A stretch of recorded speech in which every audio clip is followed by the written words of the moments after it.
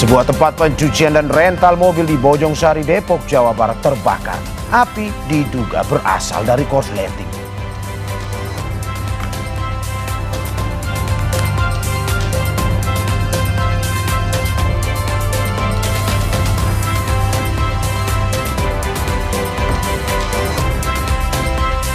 Masih masalah sampah, tak hanya di Tangerang Selatan, di Bekasi, Jawa Barat, penumpukan sampah tampak di pinggir rel kereta di Kelurahan Duren Jaya. Sampah ini menumpuk karena tidak diangkut selama 1 bulan lamanya.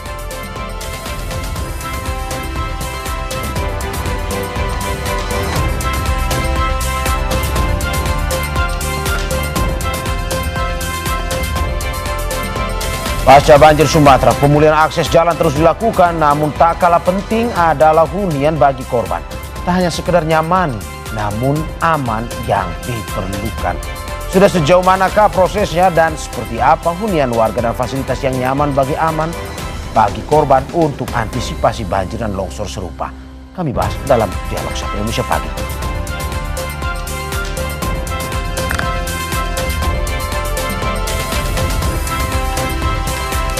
Butuh waktu lama, akhirnya akses jalan dari Tapanuli Utara menuju Tapanuli Tengah dan Kota Sibolga sudah bisa dilalui pasca banjir dan juga longsor di Sumatera Utara.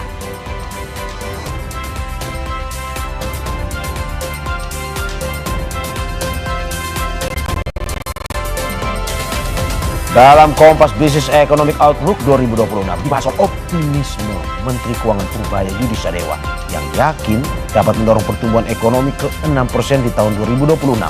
Namun demikian, ekonom dan perwakilan pengusaha punya pandangan yang berbeda.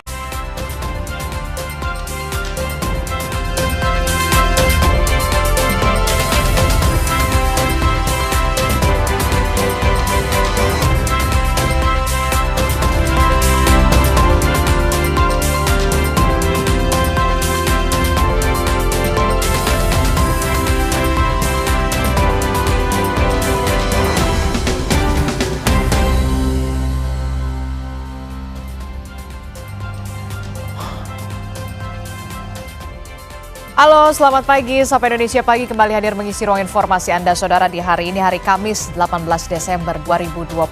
Bersama saya Adisti Larasati. Dan saya Mario Sarung. Ada beragam informasi penting dan juga menarik untuk Anda simak. Salah satu yang masih menjadi sorotan adalah bagaimana soal upaya yang terus dilakukan oleh pemerintah pusat untuk segera bisa melakukan rehabilitasi dan juga rekonstruksi pemulihan di 3 provinsi yang terdampak bencana. Di Aceh yang paling parah, kemudian ada Sumatera Utara dan juga Sumatera Barat. Tidak hanya soal bagaimana infrastruktur, jembatan, jalan, tapi kemudian banyak sekali PR dari pemerintah pusat kepada 3 provinsi ini untuk bisa dipulihkan.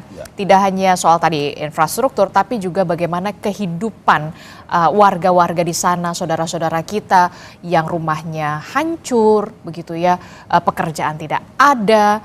Inilah yang kemudian harus segera dipulihkan. Belum lagi nasib anak-anak yang harus kehilangan keluarga, orang tua mereka yang kemudian menjadi korban dari bencana banjir dan juga longsor yang terjadi di Aceh, kemudian Sumatera Utara dan juga Sumatera Barat. Bagaimana nasib mereka? Nah, pemerintah harus hadir di sana, Mario dan juga pemirsa, begitu ya. Ini menjadi PR tersendiri, PR berat yang harus segera disegerakan, begitu ya, di 2026. Ya, betul. Dan Prabowo. Kalau kita lihat bahwa dalam beberapa hari ini melalui liputan yang disampaikan atau diberikan oleh Kompas TV, bantuan demi bantuan memang selalu diberikan oleh pemerintah, baik itu via udara maupun via darat. Tetapi memang hingga saat ini karena begitu banyak wilayah ya Adisti, bahwa hingga saat ini pemerintah masih terus melakukan pemberian bantuan yang lebih optimal kepada para korban. Jadi kalau kita lihat ada beberapa cerita dari jurnalis yang pulang dari daerah bencana tersebut, mereka menceritakan bahwa hingga saat ini masih ada juga memang daerah-daerah yang terisolir, tapi tidak menutup juga bahwa ada daerah-daerah yang memang saat ini sudah ditembus, baik itu oleh aparat TNI Polri ya, yang kemarin dari beberapa hari ini selama masa bencana banjir ini terus berjibaku untuk menembus daerah-daerah yang terisolir selain untuk memberikan akses, tapi juga memberikan bantuan. Nah itu, tapi memang tidak menutup juga bahwa ada beberapa daerah yang sampai saat ini masih terisolir, masih belum dialiri listrik, masih juga belum BBM. Tapi kalau bantuan umumnya pada sudah semua, tapi memang jangka waktunya ya memang masih sampai saat ini. Oke, masih ditunggu bagaimana kemudian listrik bisa kembali pulih, kemudian juga penyaluran BBM juga bisa kembali pulih, termasuk juga kehidupan mereka yang harus pulih kembali begitu ya. Berbicara soal kehidupan pasti pekerjaan juga harus pulih. Salah satunya adalah bagaimana upah minimum UMP 2026 yang sudah peraturan pemerintahnya sudah diteken oleh Presiden Prabowo Subianto. Tapi kemudian upah minimum ini dikhawatirkan di bawah KHL. Ini yang kemudian menjadi sorotan, bahkan Konfederasi Serikat Buruh pun menolaknya. Nanti kita juga akan punya informasi. KHL ini kebutuhan hidup layak gitu. Kebutuhan hidup layak. Ini nanti kita akan bahas juga di Kompas Bisnis begitu saudara. Tapi sebelum sampai ke situ kita ke informasi pertama dulu di Sapa Indonesia Pagi. Ada peristiwa dari sebuah tempat pencucian mobil dan kantor rental mobil di Bojongsari, Depok, Jawa Barat yang terbakar.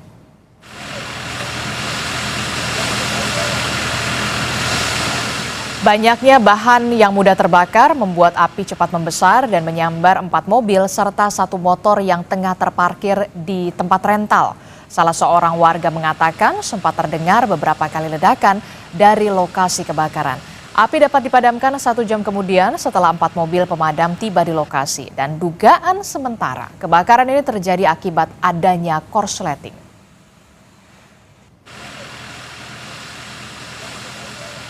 Sempat panik nggak Bu? Hah? Sempat panik nggak? Oh, bukan panik lagi, saya sampai benar setengah mau pingsan kayaknya. Secara kan samping banget rumah saya. Ini tembok saya, ini mobil yang kebakar itu tuh. Tapi yang dempel di saya tuh baru sepotong kebakarnya. Nah kalau yang di sininya mah udah habis, udah yang meledak. Informasi selanjutnya, saudara, diduga membawa 6 jerigen BBM bersubsidi. Sebuah mobil di Jalan Samratulangi, Kota Manado, hangus terbakar.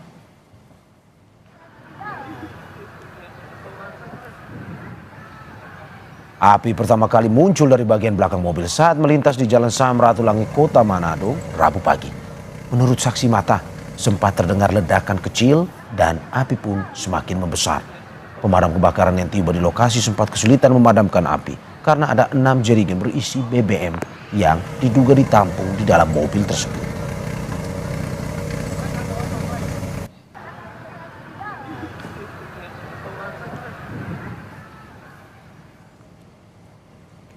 Saudara, akibat cuaca buruk, antrean panjang kendaraan terjadi di Pelabuhan Merak, Banten sejak Selasa malam. Antrean kendaraan didominasi oleh truk ekspedisi yang hendak menyeberang ke Sumatera. Antrean panjang kendaraan di area pelabuhan masih terjadi hingga Rabu malam. Kendaraan ini tertahan di area pelabuhan usai BMKG mengeluarkan peringatan dini gelombang tinggi di perairan Laut Sunda. BMKG bilang peringatan dini gelombang tinggi akan berlangsung hingga 3 hari ke depan. Untuk peringatan dini kondisi cuaca di wilayah Banten, khususnya di Pelabuhan Merak, kita sudah mengeluarkan peringatan dini. Peringatan dini untuk gelombang tinggi 1,25 hingga 2,5 meter, terkategori dalam gelombang moderate. Untuk sementara hingga 3 hari ke depan masih ada potensi khususnya untuk gelombang tinggi.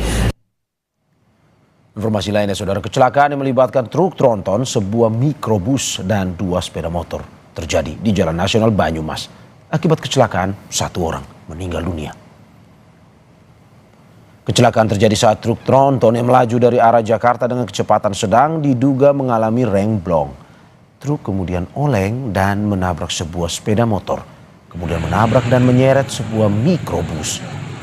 Kecelakaan itu menyebabkan 1 orang meninggal dunia dan sejumlah orang alami luka-luka. Korban luka dibawa ke Rumah Sakit Aji Barang.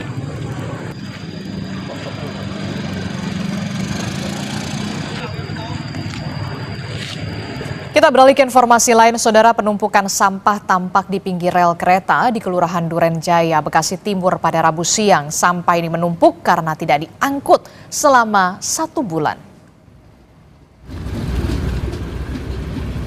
Tumpukan sampah di pinggir rel juga dikeluhkan warga sekitar karena menimbulkan aroma yang tidak sedap. Ketua RT setempat menjelaskan penumpukan sampah itu terjadi lantaran tidak ada petugas kebersihan yang biasa mengangkut sampah tersebut. Ketua RT bilang Dinas Lingkungan Hidup Kota Bekasi terkendala terbatasnya jumlah truk pengangkut sampah.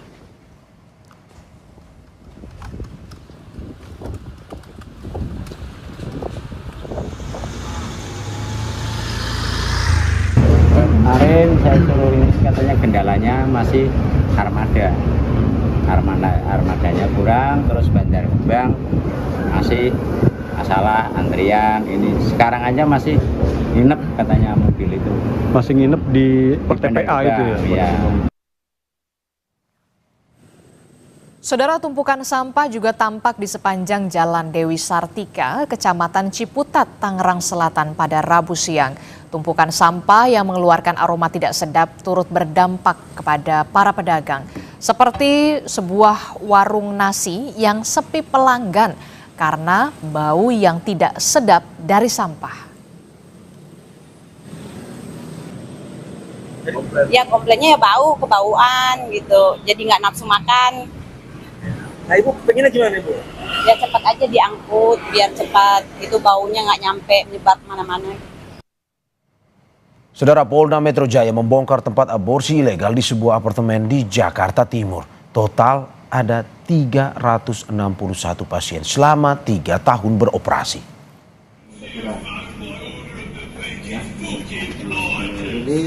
Penyidik Polda Metro Jaya menggerebek sebuah unit apartemen di Jakarta Timur yang diduga sebagai tempat aborsi ilegal. Praktik aborsi ilegal ini terjadi sejak 2022. Modus para pelaku menjalankan praktik aborsi ilegal ditawarkan melalui website. Polisi menangkap 6 tersangka dan menyita sejumlah barang bukti, termasuk alat-alat praktik aborsi.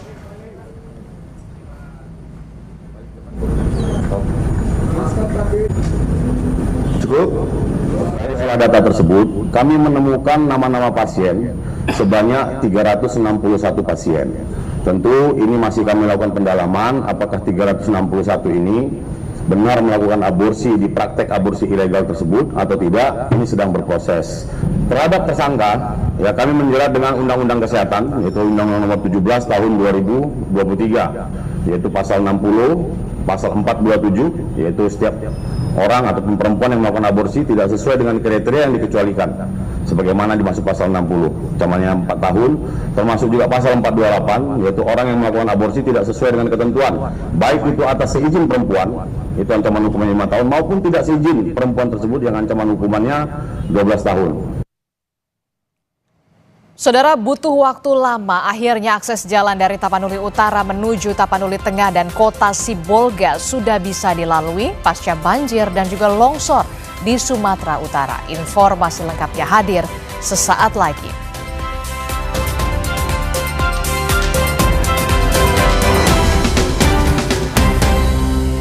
Terima kasih masih di Sapa Indonesia Pagi bersama saya Mario Sarong. Saudara, Badan Nasional Penanggulangan Bencana (BNPB) menyebut hingga Rabu malam jumlah korban meninggal akibat bencana banjir bandang di Sumatera berjumlah 1.059 jiwa.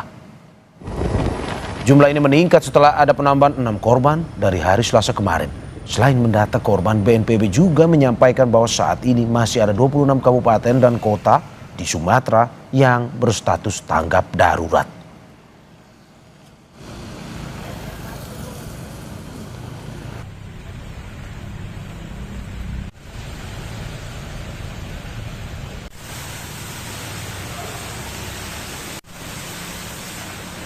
Rekapitulasi korban meninggal per hari ini berjumlah 1.059 jiwa. Secara 3 provinsi ini masih ada 26 kabupaten kota yang masih berada pada status tanggap darurat. Masih dari bencana, saudara. Banjir susulan yang menerjang wilayah Batu Busua, Padang, Sumatera Barat membuat jembatan darurat yang sempat dibangun untuk pendistribusian logistik roboh. Ratusan keluarga terisolasi.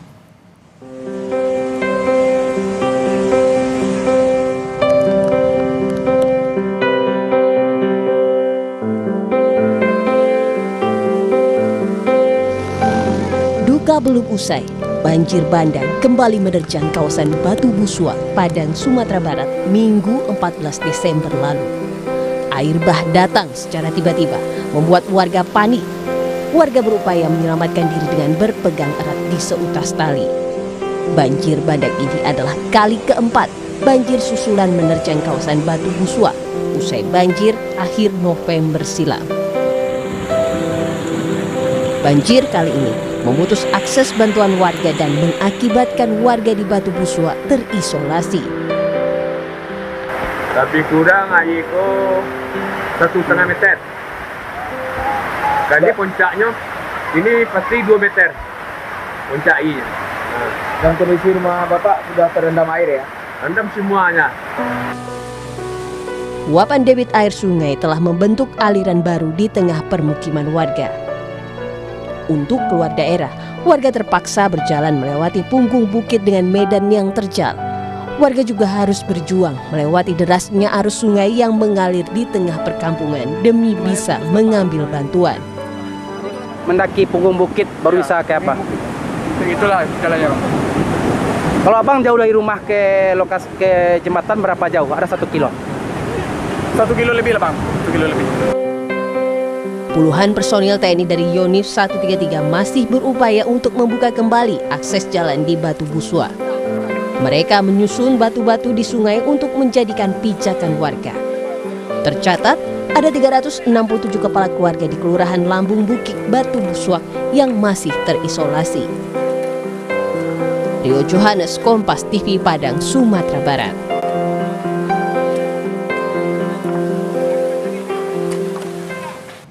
Tiga minggu, saudara, setelah banjir dan longsor, akses jalan dari Tapanuli Utara menuju Tapanuli Tengah dan Kota Sibolga sudah bisa dilalui. Butuh waktu lama bagi tim gabungan untuk membuka akses jalan karena masifnya titik longsor dan jalan yang amblas. Jalur yang sudah bisa dilalui melalui Tarutung, Simpang Rampa, Poriaha menuju Kota Sibolga. Sementara untuk jalur normal melalui Batu Lobang masih tertutup. Masyarakat yang akan menggunakan jalur ini dengan kendaraan diimbau agar melintas di siang hari dan tetap waspada akibat potensi longsor yang masih tinggi. Dengan terbukanya jalur ini, akses bantuan dan pengiriman logistik terutama BBM diharapkan lebih lancar. Kondisinya kita sudah sampai di Desa Garugu yang terputus, artinya udah bisa dilewati dari Tarutung ke Sibolga sudah bisa per tanggal 16. Jadi kita bagi 2 tim itu, pekerjaan 2 tim. Yang tim kedua ke arah Batu Lobang. Kemungkinan lah insya Allah hari ini sampai ke titik yang putus. Dari Simpang Rampah perkiraan itu sekitar 5 kilo yang kita tembus jalannya tembus. Pasca banjir dan longsor, personel gabungan dari Polda Sumatera Utara dan TNI bergotong royong membersihkan sejumlah gereja di Tapanuli Selatan, Sumatera Utara. Pembersihan dilakukan jelang perayaan Natal agar warga terdampak bencana dapat beribadah dengan nyaman. Bersama dengan anggota TNI dan Polri, warga bahu-membahu membersihkan gereja yang penuh lumpur akibat diterjang banjir bandang. Selama beberapa pekan pasca bencana, jemaat kesulitan beribadah karena gereja mereka rusak. Pembersihan pun dilakukan dalam rangka menyambut momentum Hari Raya Natal.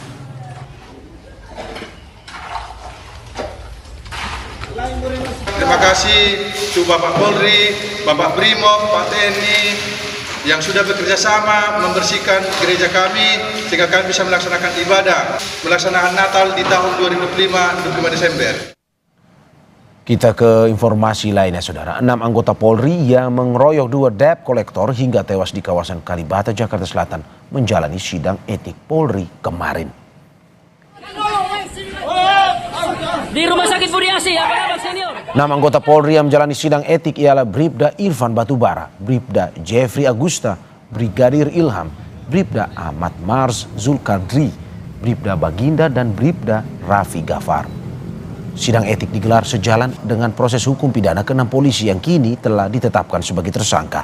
Sebelumnya, Mabes Polri menyebut ke-6 polisi menganiaya 2 debt kolektor karena tidak terima motor yang dikendarai rekannya akan diambil.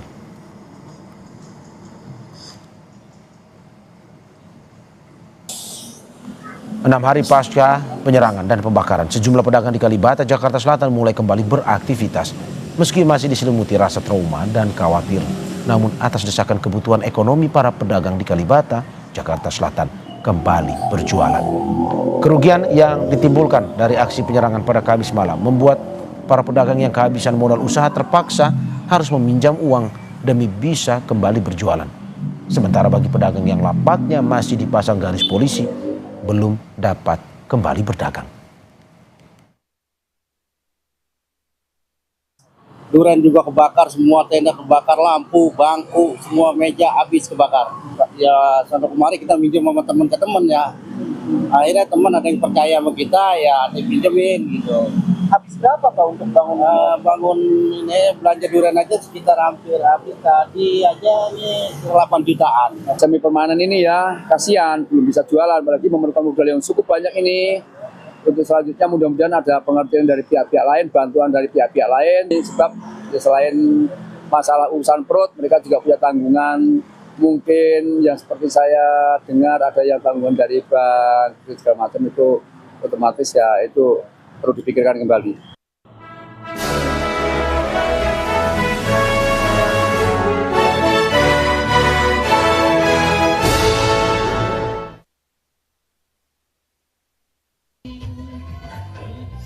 Universitas Islam Bandung melantik pengurus Ikatan Alumni Fakultas Hukum atau IKA Unisba dalam acara yang dirangkaikan dengan orasi ilmiah anotasi Kitab Undang-Undang Hukum Pidana dan Kitab Undang-Undang Hukum Acara Pidana.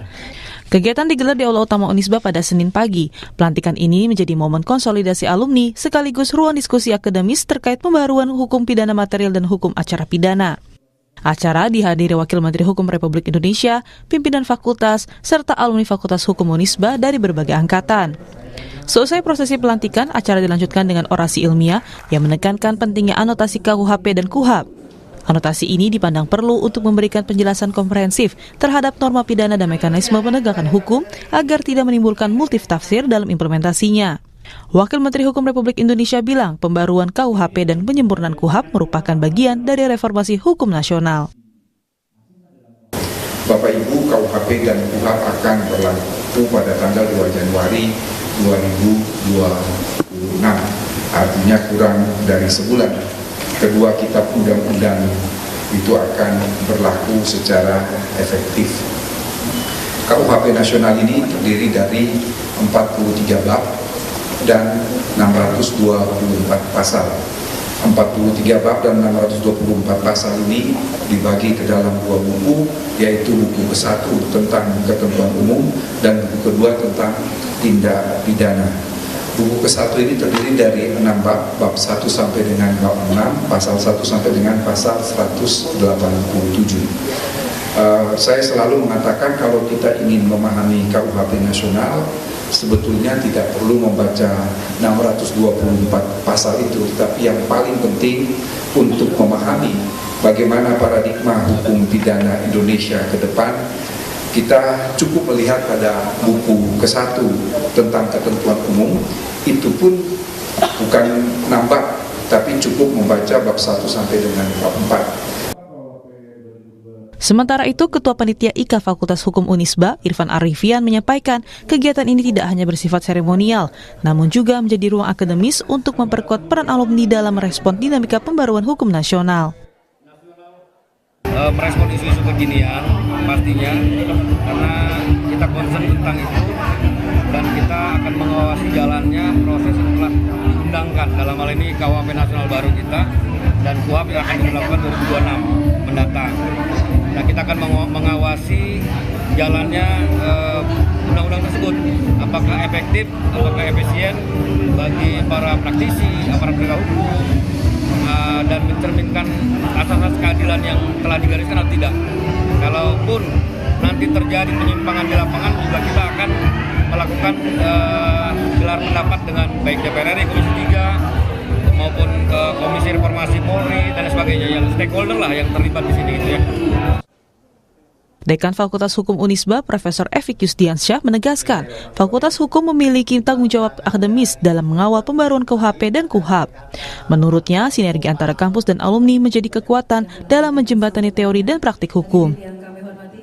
Harapannya terkait dengan tujuannya bisa memberikan manfaat yang sebesar-besarnya kepada masyarakat. Ini tentu merupakan wujud dari kami sebagai perguruan tinggi yang tadi menjunjung tinggi marwah bahwa perguruan tinggi itu harus ikut mencerdaskan kehidupan bangsa, sekaligus tentu berperan dalam hal membantu dan mengimplementasikan kebijakan pemerintah, baik tadi dari aspek hukum maupun dari aspek kebijakan pemerintah dalam hal pendidikan. Melalui pelantikan pengurus IKA FH Unisba dan orasi ilmiah ini, diharapkan terbangun sinergi antara pemerintah, akademisi, dan alumni dalam mengawal implementasi pembaruan KUHP dan KUHAP demi terwujudnya sistem hukum pidana nasional yang berkeadilan dan berkepastian hukum. Tim Liputan, Kompas TV Bandung, Jawa Barat.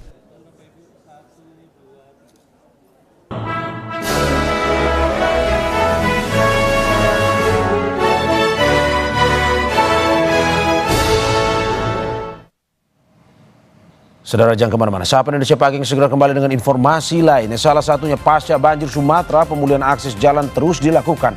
Namun tak kalah penting adalah hunian bagi korban.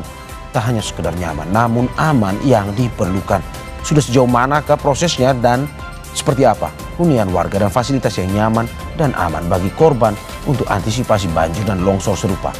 Kami bahas dalam Dialog Sapa Indonesia Pagi bersama rekan saya, Adisti Darasati.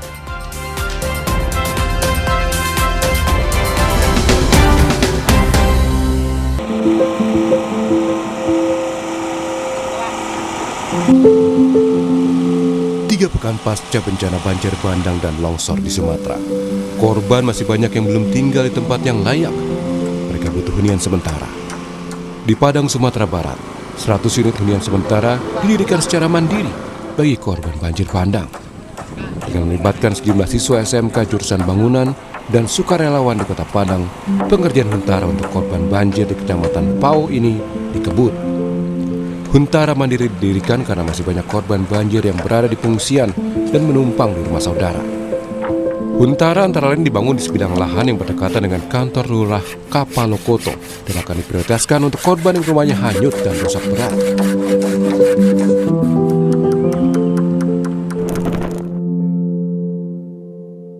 Sementara itu, Gedung Islamic Center Kabupaten Aceh Tamiang jadi salah satu lokasi pengungsian yang masih banyak dihuni warga terdampak banjir sejak akhir November lalu. Meski tempat pengungsian luas dan juga ditunjang berbagai logistik, namun masih ada kekhawatiran bagi pengungsi. Putri Baria, salah satu pengungsi, mengaku khawatir ketika Gedung Islamic Center beroperasi kembali dan belum mendapatkan tempat tinggal. Pasalnya rumah Putri sudah hancur diterjang banjir bandang. Kekhawatiran kami, Bang, di sini kami kan nggak tahu karena rumah pun udah nggak ada. Jadi kalau seandainya kami disuruh pindah, mana kami mau pindah? Seperti ya nggak mesti harus rumah yang kayak mana, yang penting ada barak seperti barak pengungsian aja pun jadi ada air bersihnya, bisa MCK kami lah kayak gitu. Hunian sementara jadi harapan pengungsi ketika rumah tempat aman mereka hancur diterjang bencana. Pengungsi berharap pemerintah dapat segera membangun hunian sementara. Tim Liputan, Kompas TV.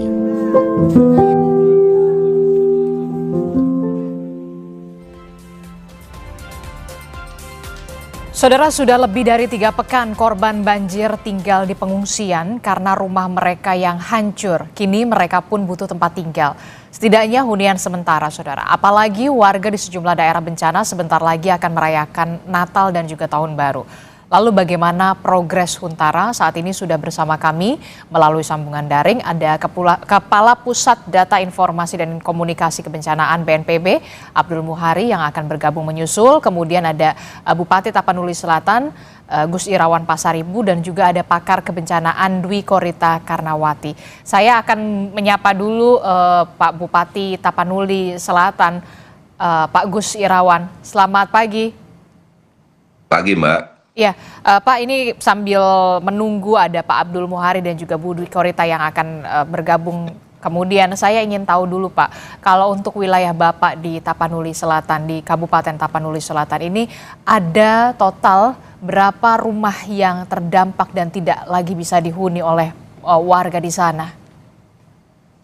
Ya, itu terdampaknya banyak ya, tapi yang kemudian jadi rusak, ringan, berat, sedang, berat, dan hilang, itu 1.800-an, Mbak.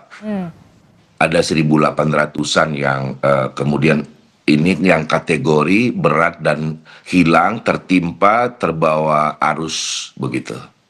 Jadi untuk datanya ada lebih dari 1.800 rumah warga yang terdampak dari bencana ini ya Pak ya, baik itu hilang, rusak dan tidak bisa lagi dihuni ya Pak ya. Pak, ini paling banyak di wilayah mana Pak kalau untuk di Kabupaten Tapanuli Selatan? Terutama di daerah Batang Toru itu yang ada Desa Garoga namanya yang tersapu banjir bandang. Desa Garoga itu kalau Desa Garoga sudah hilang sama sekali. Kami tadinya ingin merelokasi masyarakat kami yang tersapu banjir bandang di Garoga, tetapi masih di Desa Garoga. Hasil uji dari Badan Geologi di sana tidak lagi direkomendasi. Juga menyapu daerah tetangganya Huta Godang dan Aikadol. Maka di sana nanti akan ada 721 KK yang kita akan relokasi. Jadi di daerah ini yang paling banyak di Kecamatan Batang Toru. Oke, di Kecamatan Batang Toru, tepatnya di Desa Garoga, ini lebih dari 700 kepala keluarga harus direlokasi ya Pak, karena memang daerahnya sudah tidak layak lagi, bahkan desanya sudah hilang tersapu oleh banjir bandang pada saat itu Pak ya. Betul. Untuk lokasi relokasi, apakah sudah berkoordinasi dengan dinas terkait Pak?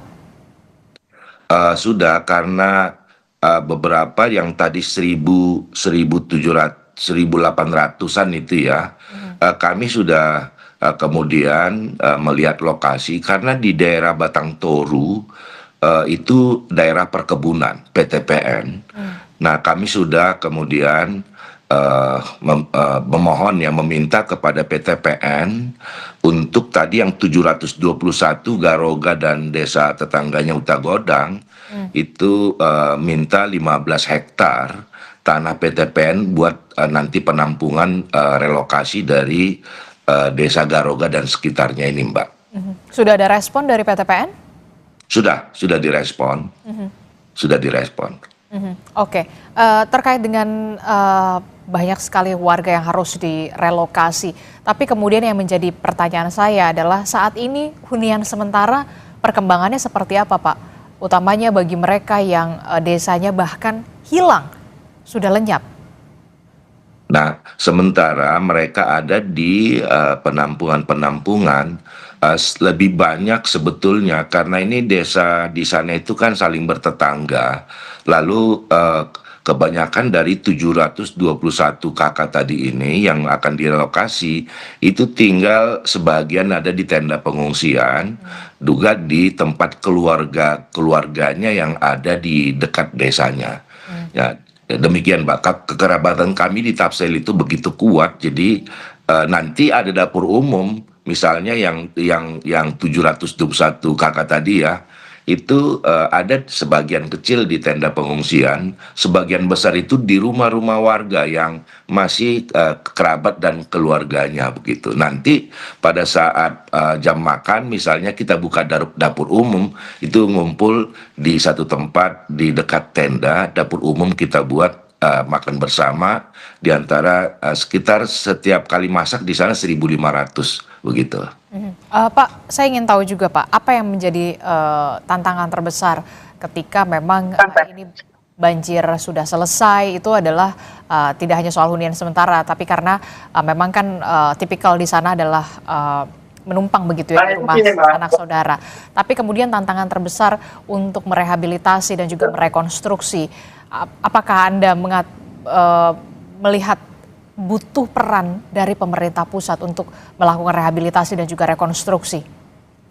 Oh iya, kita hanya menyiapkan lahan, nanti yang bangunkan ini adalah pemerintah pusat, apakah dari Kementerian PKP, Perumahan Kawasan Permukiman atau BNPB. Yang kami diberitahu adalah kalau dia hunian sementara itu dari BNPB, kalau sudah langsung hunian tetap, huntap, itu dari Kementerian Perumahan dan Kawasan Permukiman. Nah, ini sebetulnya ya satu hal yang sangat dibutuhkan, sangat amat mendesak, ya hunian ini yang layak. Lalu persoalan berikutnya nanti adalah kehidupan daripada masyarakat kami ini, karena sudah 3.000-an hektar sawah itu pusuh, nggak bisa lagi ditanami sebelum kemudian dilakukan normalisasi. Itu sawah tempat, karena ini utamanya masyarakat kami adalah hidup dari bertani. Sudah 3.000-an hektar itu pusuh. Nah, lalu kemudian kalaupun itu tertimbun material banjir itu bisa setebal 3 meter, 2 meter, dan lebih kecil dari situ. Nah, kalaupun itu dinormalisasi dan butuh waktu panjang, itu kan di hilirnya, di hulunya ada bendungannya sudah hanyut, ada irigasi, saluran airnya sudah rusak. Jadi ini luar biasa tantangan sebetulnya untuk kemudian bagi kami, dan tanpa ya kami yakin sih ya itu akan dibantu pusat. Toh kalau namanya irigasi pun itu tanpa ada bencana pun sudah ditarik juga sebetulnya melalui Impres nomor 2 tahun 2025. Tapi sekali lagi tantangan terbesarnya sekarang kami sangat butuh untuk warga kami untuk hunian yang yang layak. Berikutnya adalah kemudian mereka untuk hidup kembali, mereka bertani, ada 3.000-an pusuh, masalahnya hulu ke hilirnya kemudian bermasalah. Itu masalah besar. Oke, jadi kemudian untuk Kabupaten Tapanuli Selatan saja membutuhkan bantuan dari pusat begitu ya untuk segera melakukan rehabilitasi dan juga rekonstruksi agar warga di sana juga bisa memperoleh kehidupan yang lebih baik lagi begitu, dipulihkan lagi begitu setelah bencana ini terjadi. Ya, belum lagi infrastruktur Mbak, infrastruktur jalan nasional, jalan provinsi, jalan kabupaten, jalan desa yang kita bangun bertahap. Misalnya jalan kabupaten, tiap tahun kita alokasi anggaran, dicicil 5 tahun, itu tersapu seketika. Jadi emang nggak mungkin kami bisa mandiri untuk ini dengan anggaran yang kecil banget gitu. Jadi pastilah saya kira dibantu oleh pusat. Oke, saya ingin menyapa dulu dari BNPB, Kapus Datin BNPB ada Pak Abdul Muhari dan juga ada Bu Dwi Korita. Selamat pagi Pak Muhari dan juga Bu Dwi Korita. Selamat pagi, Assalamualaikum warahmatullahi wabarakatuh. Waalaikumsalam warahmatullahi wabarakatuh. Saya ingin ke Pak Abdul Muhari dulu. Pak Abdul Muhari, tadi setelah mendengar penjelasan dari Bupati Tapanuli Selatan, Pak Gus Irawan yang mengatakan saat ini wilayahnya butuh sekali hunian yang layak begitu ya. Bahkan satu desa Garoga sudah lenyap terbawa banjir bandang. Tidak mungkin lagi bisa dibangun lagi wilayah di sana. Nah, kalau dari data BNPB sendiri, bagaimana dengan progres atau perkembangan soal hunian sementara yang sudah dibangun ini di mana saja Pak fokusnya saat ini?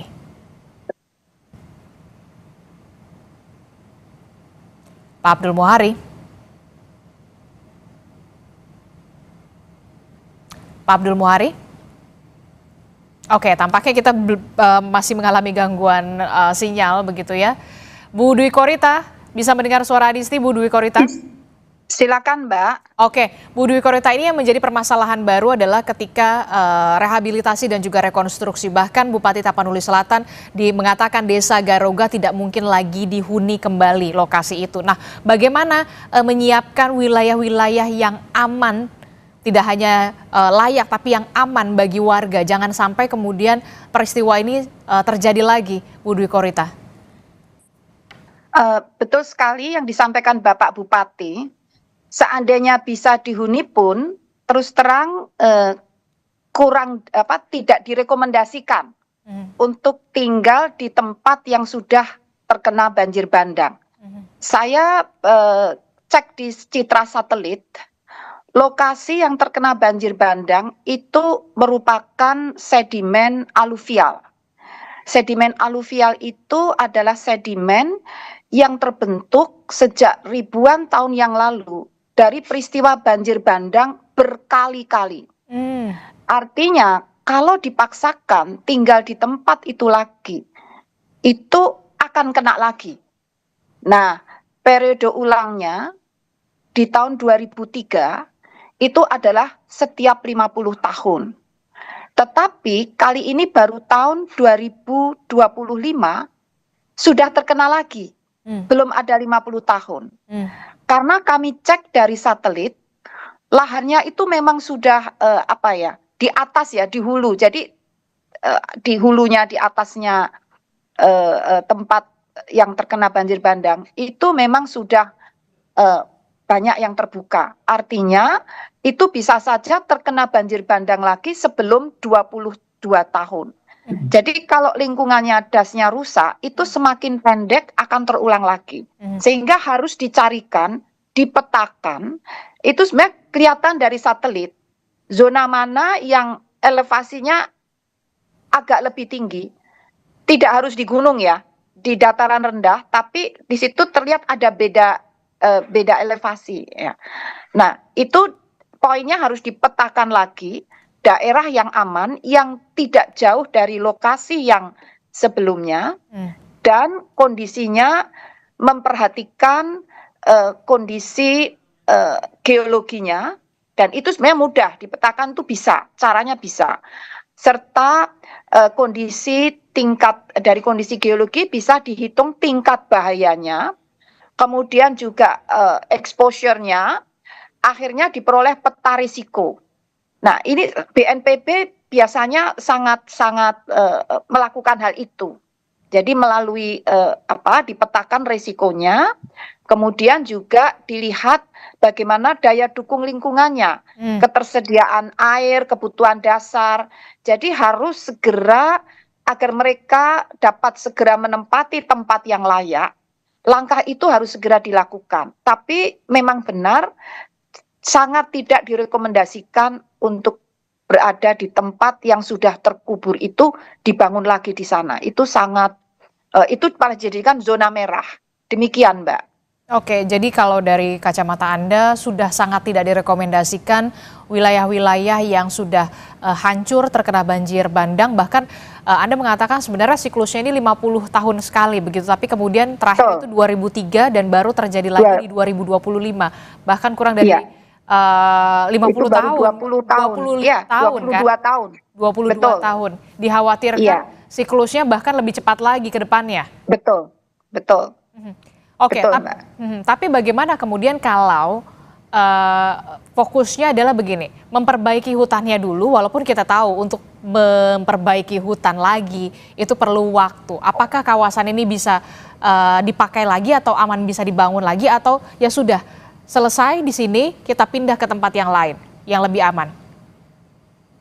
Oleh karena itu perlu segera dipetakan dengan adanya bencana ini, harus dipetakan ulang zona-zona mana yang aman dan mana yang berbahaya. Itu dipetakan ulang. Misalnya nanti dibentuk dibuat peta risiko bencana. Dari peta risiko itu juga diperhatikan peta daya dukung lingkungannya, sehingga nanti dapat diputuskan zona yang aman di situ, dan juga mempertimbangkan aspek sosial budaya. Misalnya dahulunya tinggal di tempat rendah, kalau langsung dipindah ke tempat tinggi itu juga biasanya ada ketidaksesuaian ya. Jadi sedapat mungkin kondisi lingkungannya kurang lebih sama dengan sebelumnya, namun dipilih zona yang di luar lintasan banjir bandang. Karena itu sangat dekat dengan sungainya. Demikian, Mbak. Oke, saya mau ke Pak Abdul Muhari. Pak Abdul Muhari, setelah kita mendengarkan penjelasan dari Bu Dwi Korita, saya ingin tahu juga karena jurnalis kami di lapangan sempat menyuarakan soal bagaimana hunian sementara. Sampai saat ini dari data BNPB sudah berapa Pak yang dibangun dan di mana saja fokusnya saat ini? Ya, setelah fase tanggap darurat dan saat ini masih ada 26 kabupaten kota di 3 provinsi yang masih memperpanjang status tanggap daruratnya hingga rata-rata ini tanggal 25. Tetapi memang pada fase tanggap darurat yang kedua ini kita sudah mulai berdiskusi dengan pemerintah daerah terkait dengan arahan Presiden juga untuk segera melakukan perencanaan dan pelaksanaan pembangunan Huntara. Kalau saya lihat di data kami, Pak Bupati Tapanuli Selatan itu sudah mengusulkan 488 unit. Dan ini saat ini sedang dalam proses pengecekan status lahan. Karena ini yang diusulkan adalah lahan PTPN 1 dan PTPN 4 ya Pak Bupati. Ini masih terus kita lakukan. Ada beberapa tahapan Mbak Aristi.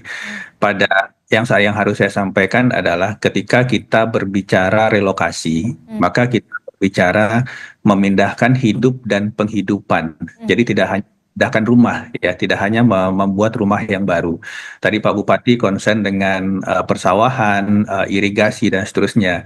Perlu kami sampaikan bahwa ketika pemerintah merencanakan satu relokasi, maka ini yang dipindahkan adalah hidup dan penghidupannya, ada orangnya dan mata pencariannya. Salah satu contoh yang ingin saya sampaikan adalah ketika kita memindahkan 1953 kakak pasca erupsi 2021 di Semeru. Itu kita pindahkan ke tempat yang baru, ada fasos yang baru, transportasi ke tempat kerja yang lama dan seterusnya. Nah, itu akan sama. Jadi ini tidak hanya permasalahan membangunkan rumah yang baru. Makanya ini ada beberapa step. Ketika Huntara dibangun, maka masyarakat ini kita tempatkan dalam satu titik pengungsian terpadu. Kemudian Huntara selesai, mereka kita kemudian bangunkan hunian tetap melengkap dengan fasum-fasosnya. Pertanyaan yang sering mengemuka adalah, Pak, kalau kami pindah ke relokasi, lalu status lahan kami di tempat lama bagaimana? Nah, kami sudah selalu mendapatkan pertanyaan seperti ini. Ketika masyarakat kita pindahkan ke tempat relokasi yang baru, maka status tanah yang lama, kalau itu hak milik, itu akan tetap punya masyarakat. Tetapi tidak diperbolehkan lagi digunakan untuk hunian. Nah, ini bisa macam-macam, apakah dijadikan kawasan perkebunan, apakah dijadikan kawasan ekonomi lainnya yang tidak untuk aktivitas menerus 24 jam. Nah, ini saja juga nantinya bersamaan dengan pembangunan kawasan baru, kawasan lama juga akan kita tata. Pada prinsipnya saya rasa BNPB dari dulu sudah mengatakan bahwa kita jaga alam, alam jaga kita gitu. Ini juga sekaligus menjawab yang tadi Mbak Adisti pertanyakan, apakah alamnya dulu baru rumahnya atau rumahnya dulu baru alamnya, baru pohonnya. Ini sebenarnya harus bergerak paralel karena bagaimanapun yang namanya risiko itu kalau kita lihat tarik dari teorinya itu ada hazard plus kerentanan. Hazard ini faktor fenomena alamnya. Nah, kerentanan ini variabel faktornya sangat banyak. Ada alam, ada manusia, ada regulasi, ada aturan, ada infrastruktur yang berketahanan bencana dan seterusnya. Sekarang kita lihat sebenarnya ada waktu yang memang harus kita tempuh untuk recovery. Ini karena kita berbicara infrastruktur kita harus lebih berketahanan bencana. Nah, ini juga yang harus kita rencanakan ke depan. Nanti tahapannya ini tentu saja tidak akan mengganggu atau menunda kebutuhan masyarakat untuk hunian yang cepat dan bisa langsung masuk. Ini ada beberapa tahapan. Oke, kalau berbicara soal tahapan dan juga waktu itulah yang memang harus menjadi PR tersendiri bagi pemerintah pusat untuk memikirkan itu. Tapi kemudian yang saat ini dibutuhkan oleh warga terdampak di sana adalah hunian sementara, Pak. Hunian sementara yang bisa mereka tidak kehujanan, tidak tidak kepanasan, ada pasokan air bersih di sana, ada bantuan makanan di sana. Nah, kalau dari data BNPB sendiri, untuk hunian sementara di 3 provinsi ini sudah dibangun berapa unit Pak untuk hunian sementara? Untuk hunian sementara yang memang yang paling cepat progresnya ada di Sumatera Barat. Ini di Kota Padang dan 50 kota saat ini sudah dimulai pembangunan huntaranya. Pematangan lahannya, pemerataan lahannya sudah selesai dan saat ini pembangunan blok-blok rumahnya sedang dilakukan. Kemudian di Aceh itu di PD Jaya karena memang ini usulan langsung daerah, ini cuma 12 unit, sementara yang diusulkan ini sudah mulai juga dilakukan pematangan lahannya. Untuk Sumatera Utara, semua sudah mengajukan perencanaan Sibolga itu daerah Lobu Piring. Untuk Sibolga misalkan ini tidak akan ada huntara, langsung huntap karena lokasinya sudah ada dan kebetulan itu sudah disetujui oleh Pak Menteri Perumahan di tempat yang lain. Ini kita segerakan karena sebenarnya satu hal yang penting adalah kalau membangun rumahnya itu blok rumah itu tidak akan terlalu lama untuk dibangun, tapi tentu saja kami harus memastikan bahwa lahan yang diusulkan itu sama-sama kita cek, baik itu dari sisi status lahannya maupun yang terpenting adalah tadi disampaikan oleh Bu Prof, ini bukan lahan yang bisa lagi terdampak bencana di tahun depan, karena ini kita baru mau masuk puncak musim hujan di Desember ini, kita masih akan ada nanti Februari, Maret, kemudian balik lagi di siklus November, Desember.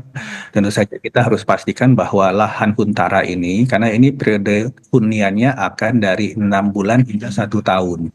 Kita harus pastikan bahwa dalam periode hunian huntara ini benar-benar masyarakat ini nggak kena lagi banjir yang sama gitu. Kira-kira itu pastikan di awal ini, Mbak Desi. Oke, nanti juga kita akan bahas lagi dialog kita di Sapa Indonesia Pagi di segmen selanjutnya, tapi kita harus jeda dulu sejenak. Bapak-bapak dan juga Bu Dwi Korita, tetaplah bersama kami dalam Sapa Indonesia Pagi. Kami akan segera kembali.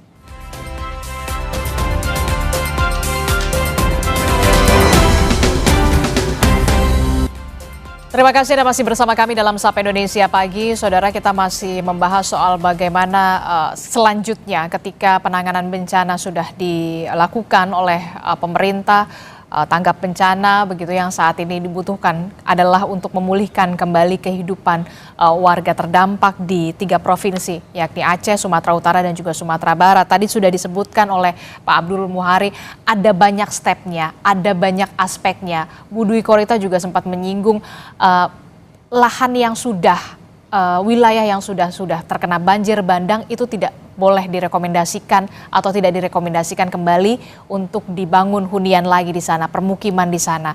Nah, saya ingin bertanya kepada Bu Dwi Korita. Bu Dwi Korita, kalau kita melihat di 2004 lalu pada saat tsunami Aceh begitu ya, yang juga meluluh lantahkan Aceh, tidak hanya Aceh tapi juga ada Nias.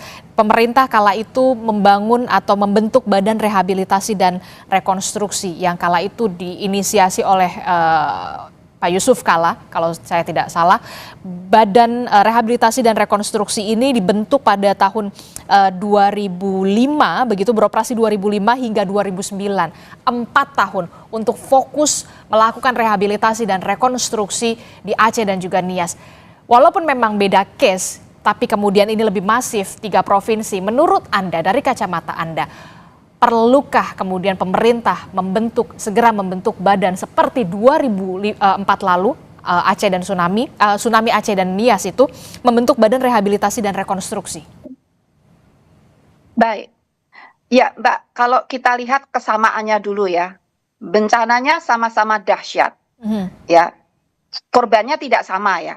Tapi ada beda yang mendasar ya, yaitu areanya ini relatif lebih luas dan tersebar. Kalau tsunami Aceh kan lebih di Nias dan Aceh ya, dan lebih localized ya. Kemudian juga yang membuat repot, bencana susulan itu bisa terjadi beberapa kali, baik selama musim hujan ini. Nah, dan mungkin nanti kan juga akan terulang lagi musim hujan berikutnya. Sehingga yang sudah dibangun itu bisa saja infrastrukturnya terputus lagi, kembali ke tahap tanggap darurat lagi ya. Artinya dalam suatu pemulihan ini harus paralel bersama tahap mitigasi juga dilakukan, tahap tanggap darurat juga dilakukan, bahkan tahap pencegahan yaitu dengan menghijaukan lingkungan itu juga harus paralel dilakukan. Artinya beberapa tahap itu harus dilakukan bersamaan. Nah, sehingga melihat kondisi yang kompleks dan skalanya yang cukup besar, tersebar, masif, maka kami terutama di sini selain saya pribadi tapi juga Ikatan Ahli Bencana Indonesia itu juga merekomendasikan badan semacam BRR tersebut agar benar-benar fokus. Kalau sekarang kan sudah pemerintah sudah turun, kementerian lembaga sudah banyak yang turun, tetapi beliau-beliau itu kan tidak bisa fokus. Bahkan untuk tinggal di sana pun juga belum tentu bisa lebih dari setahun gitu ya. Nah, apalagi BNPB itu kan tugasnya tidak hanya di daerah Sumatera ini, saja. masih ngantri ini bencana lainnya selama musim hujan ini ngantri di berbagai wilayah Indonesia. Sehingga yang dibutuhkan itu kecepatan dan syaratnya itu harus fokus. Khusus memikirkan di situ. Dan ini kompleks. Juga tentang lingkungan hidup itu juga harus terlibat di situ. Karena percuma ada rehabilitasi rekonstruksi tetapi lingkungannya tidak segera dipulihkan. Karena itu bisa memperpendek periode ulang juga. Dan kalau terjadi bencana lagi karena lingkungannya rusak, bisa merusak yang sedang dibangun. Begitu. Karena bayangan kami pemulihan ini tidak hanya sebulan, 2 bulan. Tapi bisa beberapa tahun.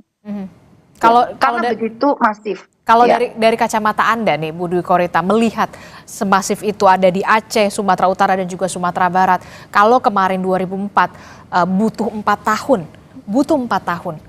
Kalau menurut Bu Dwi Korita untuk case ini Aceh, Sumatera Utara dan juga Sumatera Barat, kalau memang nanti akan dibentuk BRR semacam di 2004 lalu, butuh berapa tahun, Bu Dwi Korita? Nah, ini nanti perlu dikaji, dicermati, dihitung lebih dahulu ya. Kita tidak dan mungkin nanti BNPB pun tetap menjadi bagian penting dari Badan Rekonstruksi Rehabilitasi tadi dan beberapa kementerian lembaga terkait dan pemerintah daerah serta pihak-pihak yang lain yang terkait ya. Nah, kurang lebih kalau menurut kami meskipun ini harus dikaji lagi. Kurang lebih ya seperti itu, kurang lebih. Karena itu tadi kompleksitasnya ya. Meskipun kalau tsunami Aceh itu kan korbannya sampai ke negara-negara lain ya, tapi itu kan di luar urusannya Indonesia kan. Kalau ini kan hanya fokus di 3 provinsi tadi. Karena pemulihan terutama dari aspek pemulihan lingkungannya. Ya, pemulihan lingkungan itu tidak bisa sebulan, 2 bulan, 3 bulan. Terutama menghijaukan kembali, menghutankan kembali, itu harus menjadi bagian dari fokus yang ditangani oleh badan tadi. Jadi jangan dipisahkan antara penanganan bencana sendiri, penanganan lingkungan sendiri. Harus terintegrasi. Karena inilah mungkin sisi yang perlu disempurnakan di dalam sistem penanggulangan bencana itu kan sepertinya terpisah ya dari undang-undangnya tuh kan ada undang-undang lingkungan hidup sendiri, undang-undang bencana sendiri. Nah, itu harus ada keterkaitan. Ya, payung hukum yang terkait antara lingkungan dan penanggulangan bencana. Demikian. Sehingga dalam badan itu pun harus ada otoritas yang menangani dua-duanya, yang harus saling duduk bersama. Persoalannya kan sekarang ini kan kesempatan untuk duduk bersama dengan kementerian atau lembaga badan yang berbeda itu kan menjadi kurang. Tapi kalau duduk bersama dalam satu badan, insya Allah pemulihannya pun akan berwawasan lingkungan. Tidak hanya sekedar memberikan kehidupan dan penghidupan, tapi ada jaminan keselamatan. Dan di dalam krisis iklim saat ini, jaminan keselamatan itu akan sulit diwujudkan apabila krisis lingkungannya tidak ditangani, lingkungannya tidak dipulihkan. Seperti itu, Mbak. Oke, jadi memang benar kata Pak Abdul Muhari harus secara paralel ya, tidak bisa sendiri-sendiri begitu ya. Kalau saya melihat di 2004 itu bahkan diterbitkan peraturan pemerintah pengganti Undang-Undang Nomor 2 Tahun 2005, kemudian ada peraturan Presiden juga, Perpres juga diterbitkan 34 tahun 2005. Saya ingin tanya ke pimpinan daerah, salah satunya adalah Pak Bupati Tapanuli Selatan.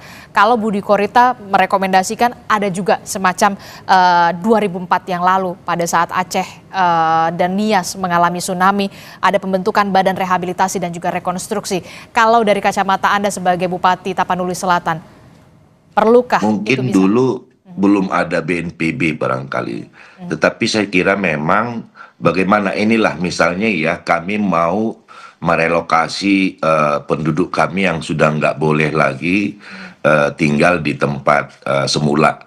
Itu kami harus berkoordinasi dengan Badan Geologi untuk menguji kelayakan yang kami usulkan. Lalu karena tanahnya di PTPN, kami harus lagi berkoordinasi dengan PTPN gitu ya.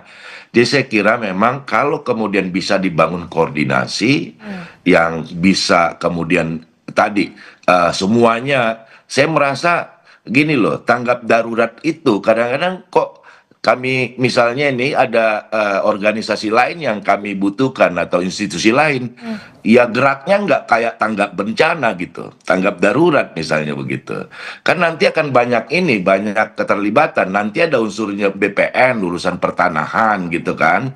Nah bagaimana ini bisa mengkolaborasikan kerjasama yang kuat, terserah seperti apa bentuknya, tapi maunya kami di daerah ini yang kemudian bisa berkonsentrasi mengurusi masyarakat kami, dan kalau ada misalnya tadi itu usulan gitu ya, jadi jangan lagi misalnya daerah harus berhubungan dengan setiap institusi yang urusannya berkaitan di sana, begitu, terserah aja bentuknya apalah. Atau mungkin BNPB-nya diisi oleh orang-orang punya keahlian di bidang pertanahan, punya keahlian untuk menilai geologi misalnya, terserah aja. Yang penting ini jauh akan lebih lama daripada yang Aceh dulu.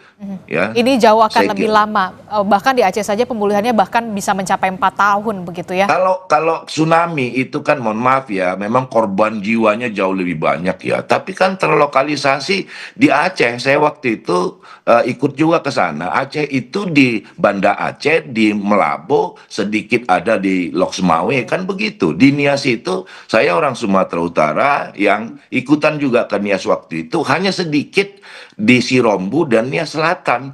Jadi jangan dilihat Sumatera Utara itu hanya gitu loh. Jadi kalau ini coba kami di Kabupaten Tapanuli Selatan 15 kecamatan kami 13 itu terdampak bencana.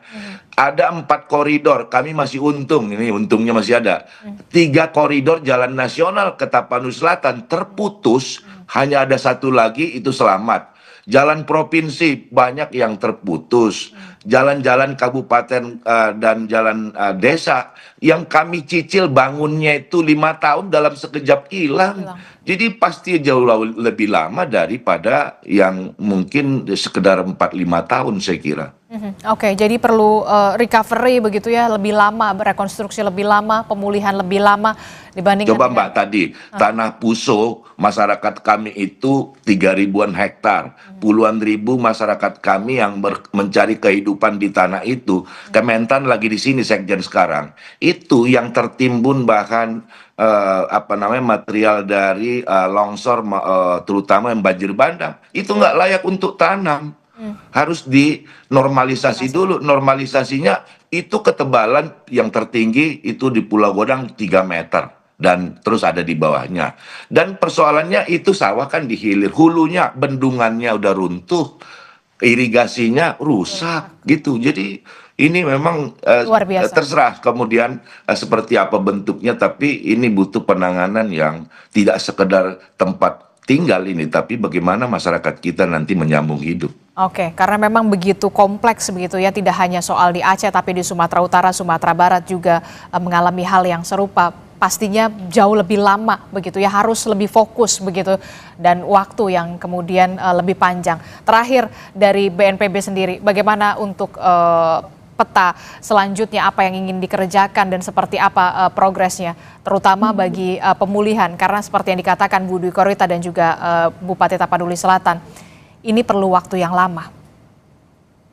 Iya. Itu tadi yang saya sampaikan di awal, bahwa pertanyaannya ini bukan hanya sekedar Pak kapan akan segera dibangun Huntara, dan kita tidak boleh alergi untuk mendengarkan ada tahapan proses yang memang harus kita lakukan.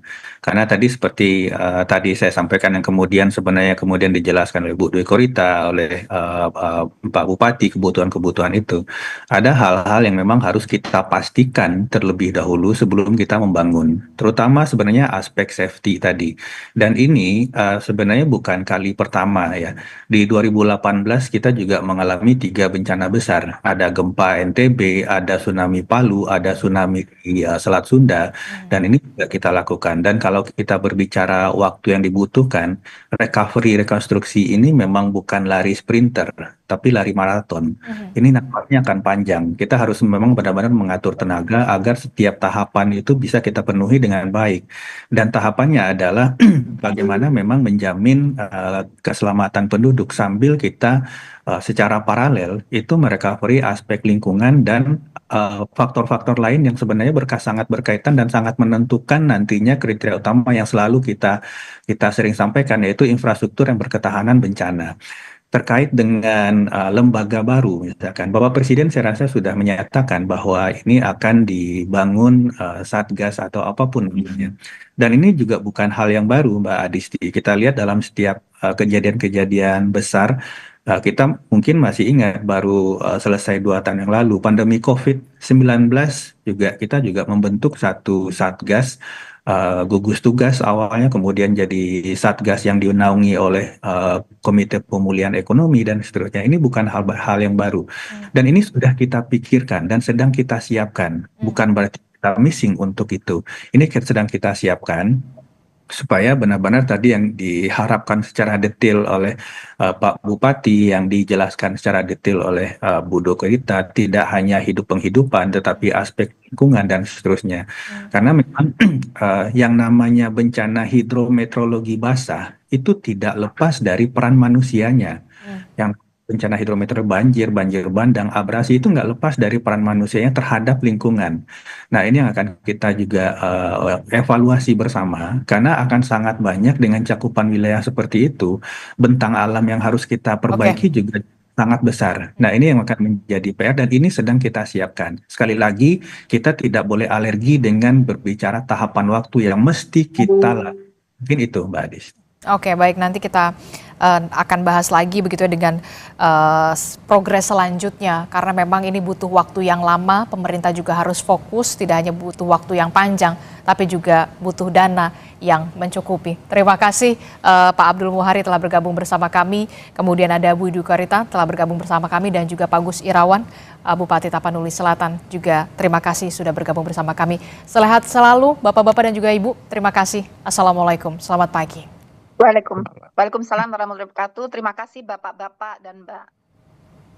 Saudara, informasi penting lainnya masih akan kami hadirkan. Di antaranya sebagian warga Aceh Tamiang mulai membersihkan rumahnya dari tumpukan lumpur yang menggenangi rumah mereka pasca banjir bandang beberapa waktu yang lalu. Informasinya hadir usai jeda.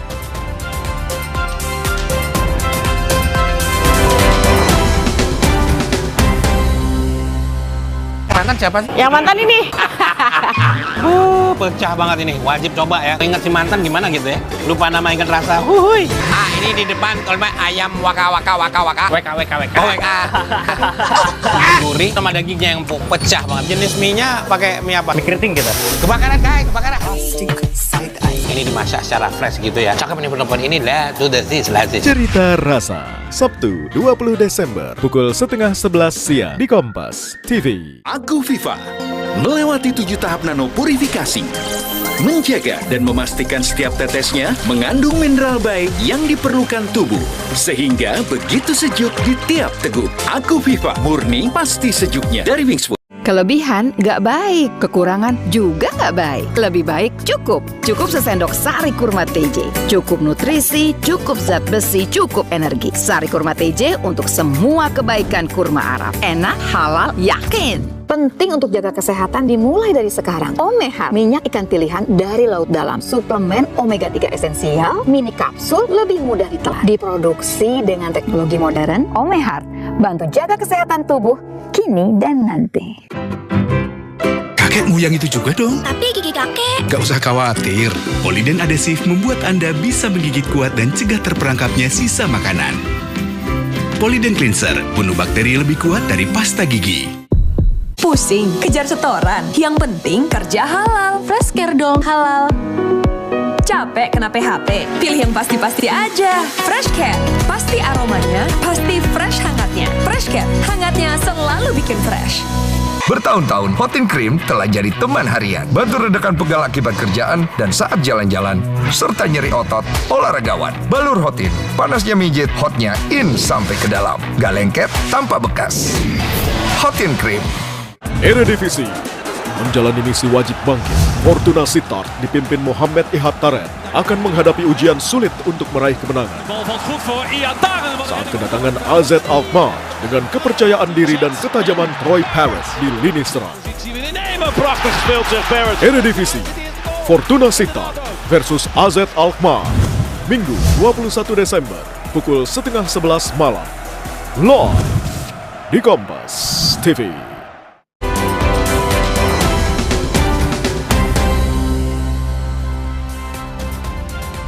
Terima kasih masih di Sapa Indonesia Pagi bersama saya Maria Sarang dan saudara. Saya akan mengajak Anda untuk melihat ke tinjauan Presiden Republik Indonesia Prabowo Subianto yang akan berangkat dari Kota Padang menuju ke Agam Sumatera Barat, di mana Presiden Prabowo Subianto akan melakukan peninjauan penanganan bencana banjir dan longsor di Sumatera Barat hari ini. Prabowo rencananya, saudara, akan mengunjungi 3 titik dalam kegiatan peninjauan tersebut.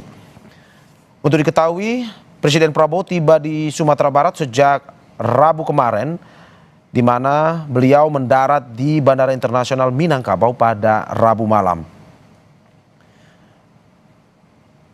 Untuk keterangan lebih lanjut sebelumnya, saudara, sudah diinfokan oleh Seskap Teddy Indrawijaya yang menyebut bahwa Presiden Prabowo pada hari ini akan mengunjungi 3 titik dalam kegiatan peninjauannya di Sumatera Barat, di mana Presiden akan dijadwalkan pertama ke Kabupaten Agam, kedua ke Kabupaten Padang Pariaman, dan yang terakhir Kabupaten Tanah Datar.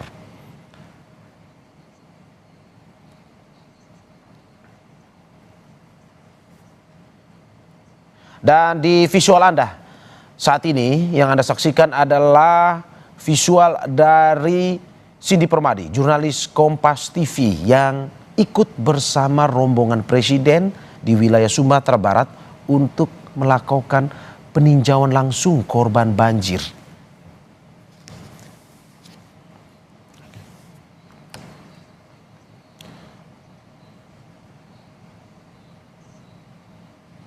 Nah, saudara, sambil menunggu informasi terkini dari laporan Presiden yang mengunjungi para korban banjir di wilayah Sumatera, kita ke informasi lainnya.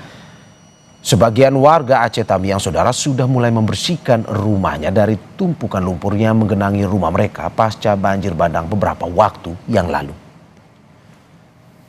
Lumpur tebal tampak masih menggenangi rumah warga. Tak hanya rumah, fasilitas umum juga tak luput dari tumpukan lumpur. Warga berharap ada bantuan alat berat untuk mempermudah proses pembersihan lumpur ini.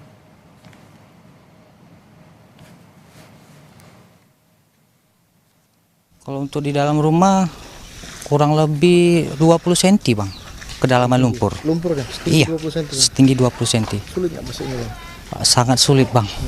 Kami butuh alat-alat seperti cangkul, sekop untuk membersihkan rumah. Untuk kesulitan bang, dikarenakan lumpur juga tebal, keras, juga airnya juga sudah tidak ada bang. Jadi kami ya betul-betul seperti nyangkul tanah. Keras ya? Keras, sangat keras bang. Masih dari bencana, saudara, lebih dari 2 pekan pasca banjir, ratusan warga di Kecamatan Langkahan Aceh Utara Aceh bertahan di tengah keterbatasan. Bahkan beberapa warga mengaku memanfaatkan yang ada lantaran terbatasnya bantuan.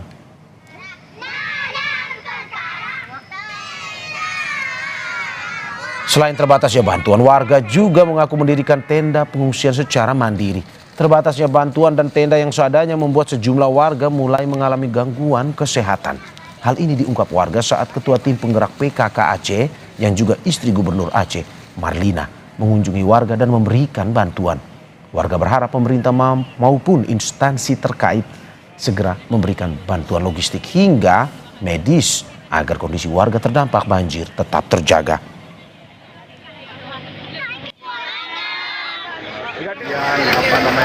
Penerangan tenda jadi di atas masih ada lagi orangnya sama juga ya, di atas masih ada lagi di sana masih kurang penerangan. Kemudian kami rencananya anak-anak kami itu membaca menulis ini tempat belum ada tapi karena kan program dari Abi Abun supaya ini kan bisa membaca itu ulang-ulang saja supaya Sejumlah SPBU di Aceh Tamiang telah kembali beroperasi. Warga akhirnya bisa mengisi bahan bakar tanpa perlu menempuh perjalanan panjang. SPBU di Desa Bramban, Aceh Tamiang sudah kembali beroperasi melayani pembeli. Warga terlihat mengantri untuk mengisi bahan bakar. Dengan beroperasinya SPBU di Kabupaten Aceh Tamiang, warga tak perlu lagi menempuh perjalanan jauh hingga 1,5 jam ke Kota Langsa untuk mengisi bahan bakar. Membantu kali lah, kalau ini udah membantu. Biasanya ke Langsa kan payah nyarinya, jatah 3 liter, itu antri sampai 5 jam. Nah, kalau ini udah memang alhamdulillah lah, udah buka alur Bemban nih, nah, mudah-mudahan lah lancar terus ya. Setelah mengalami kerusakan akibat banjir bandang, Aceh penanganan sementara oprit jembatan Krueng, Merudu, Kabupaten Pidi Jaya berhasil diselesaikan. Kini ruas jalan nasional itu sudah bisa dilintasi dari 2 arah, baik dari Banda Aceh maupun Medan, Sumatera Utara. Sejak 5 hari lalu, jembatan Krueng Merudu, Kabupaten Pidi Jaya yang sempat terputus akibat banjir bandang, kini sudah bisa dilintasi dari 2 arah, baik dari Banda Aceh maupun dari Medan, Sumatera Utara. Jembatan ini merupakan salah satu akses ke lintas timur sebagai jalur logistik utama. Balai Pelaksanaan Jalan Nasional BPJN Aceh telah melakukan sejumlah penanganan, seperti penimbunan oprit jembatan, serta pemasangan batu boulder untuk mempercepat pemulihan akses jalur nasional lintas timur Aceh. Selain itu, BPJN Aceh juga telah menyelesaikan pembersihan jalan pendekat jembatan Krueng Merudu dari lumpur tebal sisa banjir bandang. Kondisi terkini akses jalan di Pidi Jaya yang merupakan ruas jalan nasional untuk saat ini sudah dapat dilalui, Pak, dari kendaraan 2 arah, baik itu dari Banda Aceh maupun dari Medan. Kita melakukan penanganan darurat, Pak, penanganan sementara dengan melakukan penimbunan oprit, berikut juga dengan proteksi-proteksinya, Pak. Jadi harapannya ke depan dapat dilakukan penanganan permanen terhadap ruas jalan nasional yang terkena dampak seperti jembatan Krueng Merudu ini. Jembatan Krueng Merudu ini merupakan salah satu akses di lintas timur yang merupakan jalur logistik utama. Jadi harapannya bisa terpenuhi sesuai kebutuhannya, Pak. Dengan kembali terbukanya akses jalan bisa memangkas waktu tempuh. Nggak bisa jalan, lumpuh total. Ini jalan utama? Ini jalan utama, jalan provinsi. Berarti baru dibuka berapa hari, Pak? 2 ataupun 3 hari. Terbantu, insya Allah sudah terbantu, jalan ini sudah terbantu. Pokoknya jalannya sudah berjalan lancar lah sementara. Sudah selesai sementara 90% lah. Sempat terputus, Pak, ya? Ya sempat, ini putus semua nih. Makanya air keluar ke sini. Dari seberang sana lolos. Jembatan itu tutup. Sementara itu masih ada kerusakan di ruas jalan nasional seperti di Desa Ulim maupun Pedadabiren yang butuh penanganan segera sebab jalan yang rusak bisa mengganggu arus lalu lintas kendaraan dan beresiko. BPJN Aceh juga telah memasang rambu-rambu pada titik-titik jalan maupun jembatan Krueng Merudu untuk mengimbau warga agar berhati-hati saat melintas. Nova Misdayanti, Kompas TV Pidi Jaya, Aceh. Saudara jangan kemana-mana, Sapa Indonesia Pagi segera kembali dengan informasi lainnya. Salah satunya Presiden Prabowo Subianto akan meninjau korban banjir di Sumbar hari ini. informasi terkininya usai jeda.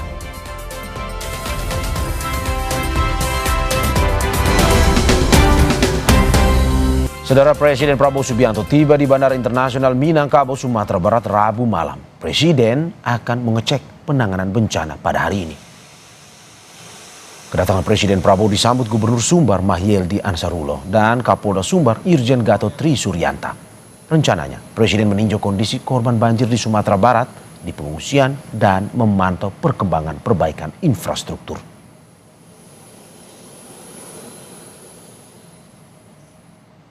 Untuk mengetahui informasi terkini kunjungan Presiden tinjau korban banjir di Sumatera, kita tanyakan jurnalis Kompas TV Rio Johannes di Padang, Sumatera Barat. Rio, selamat pagi. Kemana saja agenda Presiden hari ini yang akan meninjau korban banjir dari informasi yang Anda dapatkan? Ya, Mario dan juga saudara, memang Presiden Prabowo itu untuk hanya selang 16 hari kembali mendatangi Provinsi Sumatera Barat untuk meninjau penanganan pasca bencana. Dan kemarin sore atau petang itu Presiden sudah datang dan sudah langsung ke Makodam 20 Imam Bonjol untuk melakukan rapat terbatas mengenai penanganan yang sudah dilakukan oleh pemerintah daerah di Provinsi Sumatera Barat. Dan tadi pagi itu Presiden sudah terbang dengan helikopter di Lanut Sultan Syahrir menuju titik awalnya diagendakan Presiden akan menuju ke Palembayan Agam meninjau lokasi yang terdampak dan juga meninjau pengungsi yang berada di SD 05 Kayu Pasak, karena memang hingga saat ini ratusan warga di Kayu Pasak atau tepatnya di daerah Palembayan itu masih mengungsi di daerah SD 05 Kayu Pasak. Dan untuk agenda sendiri Presiden diagendakan akan mengunjungi 3 titik daerah di Provinsi Sumatera Barat ini. Yang pertama di daerah Kayu Pasak di Kabupaten Agam, yang kedua adalah di Kabupaten Padang Pariaman di Kayu Tanam tepatnya. Di sana Presiden akan diagendakan meninjau atau akan meresmikan secara langsung jembatan Baili yang sudah dibangun oleh TNI untuk menghubungkan antara daerah Padang Matuang dengan daerah Kayu Tanam. Nah, dari Kayu Tanam ini Presiden diagendakan akan menggunakan jalur darat menuju daerah Lembah Anai untuk meninjau perbaikan yang sudah dilakukan pasca ditangani bencana. Karena untuk diketahui memang di daerah Lembah Anai ini jalur utama yang menghubungkan antara Provinsi Sumatera Barat dengan Provinsi Riau dan juga Sumatera Utara itu terputus total karena terjangan banjir bandang beberapa waktu yang lalu. Dan dalam hal ini pengerjaan sudah dilakukan dan pada hari Selasa kemarin itu jalur jalan lintas nasional ini sudah dibuka untuk secara terbatas mulai dari pukul 4 sore sampai pukul 9 pagi itu dibuka secara terbatas dan sudah bisa dilalui oleh kendaraan roda 2 maupun roda 4. Nah, tapi memang ini masih terbatas dan untuk kendaraan berat belum bisa melintas di daerah tersebut. Demikian, Mario. Oke, tadi soal Presiden. Kalau soal kondisi warga di Sumatera Barat sendiri secara umum seperti apa yang bisa Anda jelaskan pada kita, Mario? Ya, untuk kondisi Ya, sepertinya ada permasalahan komunikasi antara studio dan juga Rio Johannes di Padang, Sumatera Barat. Oke, kita ke informasi berikutnya, Saudara. Kementerian Pertanian membeli 40 ton cabai dari petani di Kabupaten Bener Meriah dan Aceh Tengah Aceh dan membawanya ke Jakarta. Hal ini dilakukan guna membantu petani lokal sekaligus menjaga pasokan dan stabilitas harga pangan nasional. Menteri Pertanian Amran Sulaiman bilang pembelian komoditas cabai ini dilakukan setelah Kementan mendapatkan laporan dari daerah terkait melimpahnya stok cabai di Aceh. Namun akses distribusi yang terbatas membuat serapan tidak optimal. Merespon hal ini, Amran Sulaiman menegaskan pihaknya memanfaatkan pesawat logistik yang selama ini digunakan untuk mengangkut bantuan untuk membawa stok cabai yang melimpah. Selain membantu penyerapan hasil panen di wilayah terdampak banjir, pembelian cabai juga dilakukan dengan harga yang menguntungkan petani. Berikutnya di lapangan panen di saat gempa kita kirim ke daerah-daerah seluruh Aceh, Medan yang butuh, kemudian selebihnya kita angkut ke Jakarta. Kami langsung kirim uangnya, bayar kontan di lapangan. Kenapa? Kasihan saudara-saudara kita butuh uluran tangan. Saya katakan beli dengan harga yang menguntungkan, jangan beli harga karena mereka terdesak. Ini cabai tidak bisa bertahan lama karena mereka terdesak, kita manfaatkan situasi. Saya katakan jangan. beli dengan harga yang menguntungkan petani kita, karena itu adalah saudara kita. Nanti ini kembali bawa lagi cabai atau barang lainnya atau sayur atau apapun. Ini ada hikmahnya. Harga cabai naik dikit, sekarang kita suplai Jakarta. Kita ke informasi lainnya, saudara. Seiring dengan tantangan ketimpangan ekonomi dalam industri musik digital menunjukkan perlunya perubahan mendasar dalam tata kelola global. Indonesia menyiapkan instrumen hukum mengikat dalam tata kelola royalti digital di Jenewa, Swiss awal Desember kemarin. Sebagai bentuk kepedulian terhadap royalti dalam industri musik digital secara global, Indonesia berinisiatif memperkenalkan instrumen hukum internasional untuk tata kelola royalti digital di Jenewa. Sebagai tindak lanjut, pemerintah mengadakan pertemuan dengan duta besar dan perwakilan negara sahabat untuk mendukung terobosan ini di Jakarta. Dirjen Kekayaan Intelektual Hermansyah Siregar menjelaskan instrumen hukum mengikat ini diharapkan bisa mewujudkan distribusi royalti yang lebih merata. Dan pada tanggal 1 dan hingga 5 Desember kemarin, Indonesian Proposal disampaikan di dalam sidang General Statement, dan alhamdulillah Indonesia meminta adanya tata kelola yang lebih adil di bawah instrumen regulasi dari WIPO dan juga sistem pembayaran royalti dan distribusi royalti yang lebih adil serta tata kelola terkait dengan collecting royalty. Nah, disinilah kita ketika sampai di sana dan banyak negara-negara yang punya wakilan di Jenewa, Swiss memberikan dukungan, dan pada hari ini kita juga mencoba memberikan penjelasan dan juga menyampaikan pesan kepada para duta besar negara-negara sahabat. Kepala Badan Strategi Kebijakan Hukum Kementerian Hukum, Andri Indradi, menjelaskan instrumen hukum mengikat ini merupakan konsep yang berangkat dari seluruh pencipta karya musik di dunia. Melakukan semacam sosialisasi ya kepada para duta besar negara sahabat yang kebetulan juga diundang oleh teman-teman DJKI untuk terus mendukung Indonesia dalam pengajuan proposal kita di organisasi kekayaan intelektual dunia atau disingkat WIPO begitu. Nah, ini sebenarnya konsep ini bukan ujuk-ujuk gitu ya kawan-kawan. Ini konsep ini berangkat dari keresahan para pencipta dari negara kita. Nah, di samping itu setelah kita melakukan riset, ternyata ini juga bukan hanya concern pencipta di Indonesia, ini juga concern dari pencipta di belahan dunia yang lain.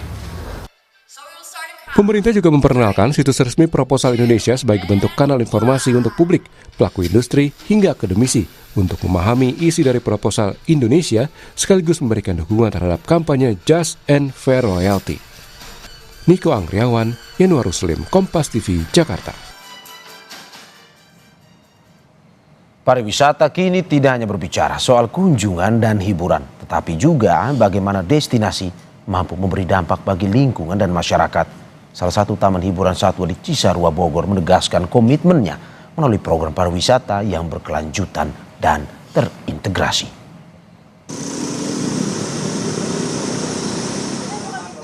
Di tengah semakin menurunnya kualitas keanekaragaman hayati, pariwisata berkelanjutan menjadi upaya penting untuk menjaga alam, sekaligus memberi manfaat bagi masyarakat.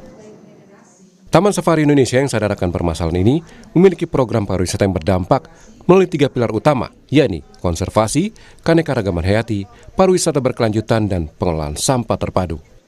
Taman Safari Indonesia sebagai lembaga konservasi ex situ terbesar ya di Asia Tenggara, kami mendukung pastinya program-program konservasi, khususnya yang tertuju kepada keanekaragaman hayati ya. Di sini kami berfokus, salah satu pilar kami juga berfokus kepada konservasi ya. Jadi banyak sekali 3 pilar tertinggi kami adalah konservasi, edukasi, dan rekreasi ya. Walaupun fokus kami adalah program konservasi, bagaimana kami menjalankan konservasi di Indonesia secara luas, juga mengedukasi orang betapa pentingnya alam terhadap kita semua. Namun sisi rekreasi ini yang akan membuat proses-proses ini menjadi sustainable ke depan.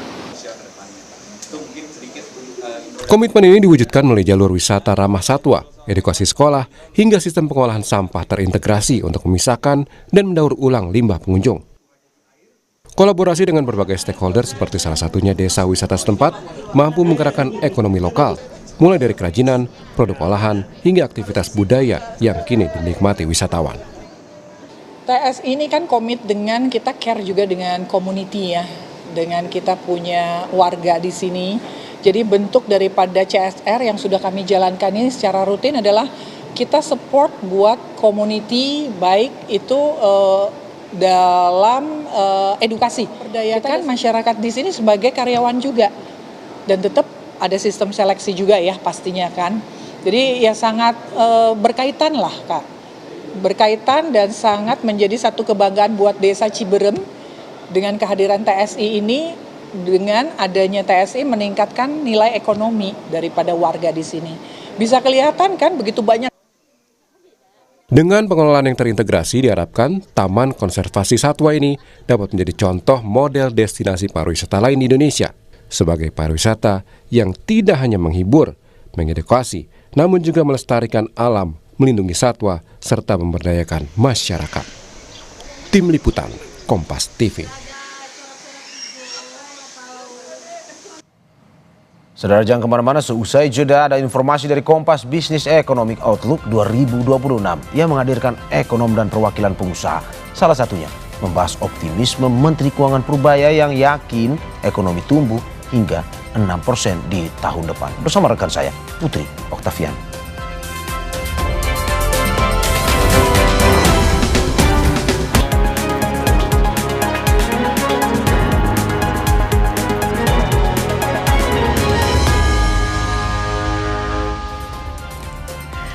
Saudara, Anda menyaksikan Kompas Bisnis bersama saya Putri Oktaviani. Dalam Kompas Bisnis Economic Outlook 2026 dibahas soal optimisme Menteri Keuangan Purbaya Yudi Sadewa yang yakin dapat mendorong pertumbuhan ekonomi ke 6% di tahun 2026.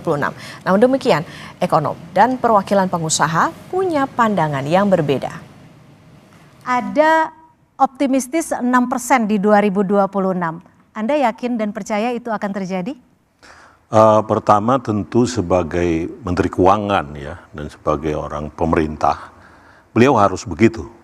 Jadi salah kalau beliau menjadi pesimis.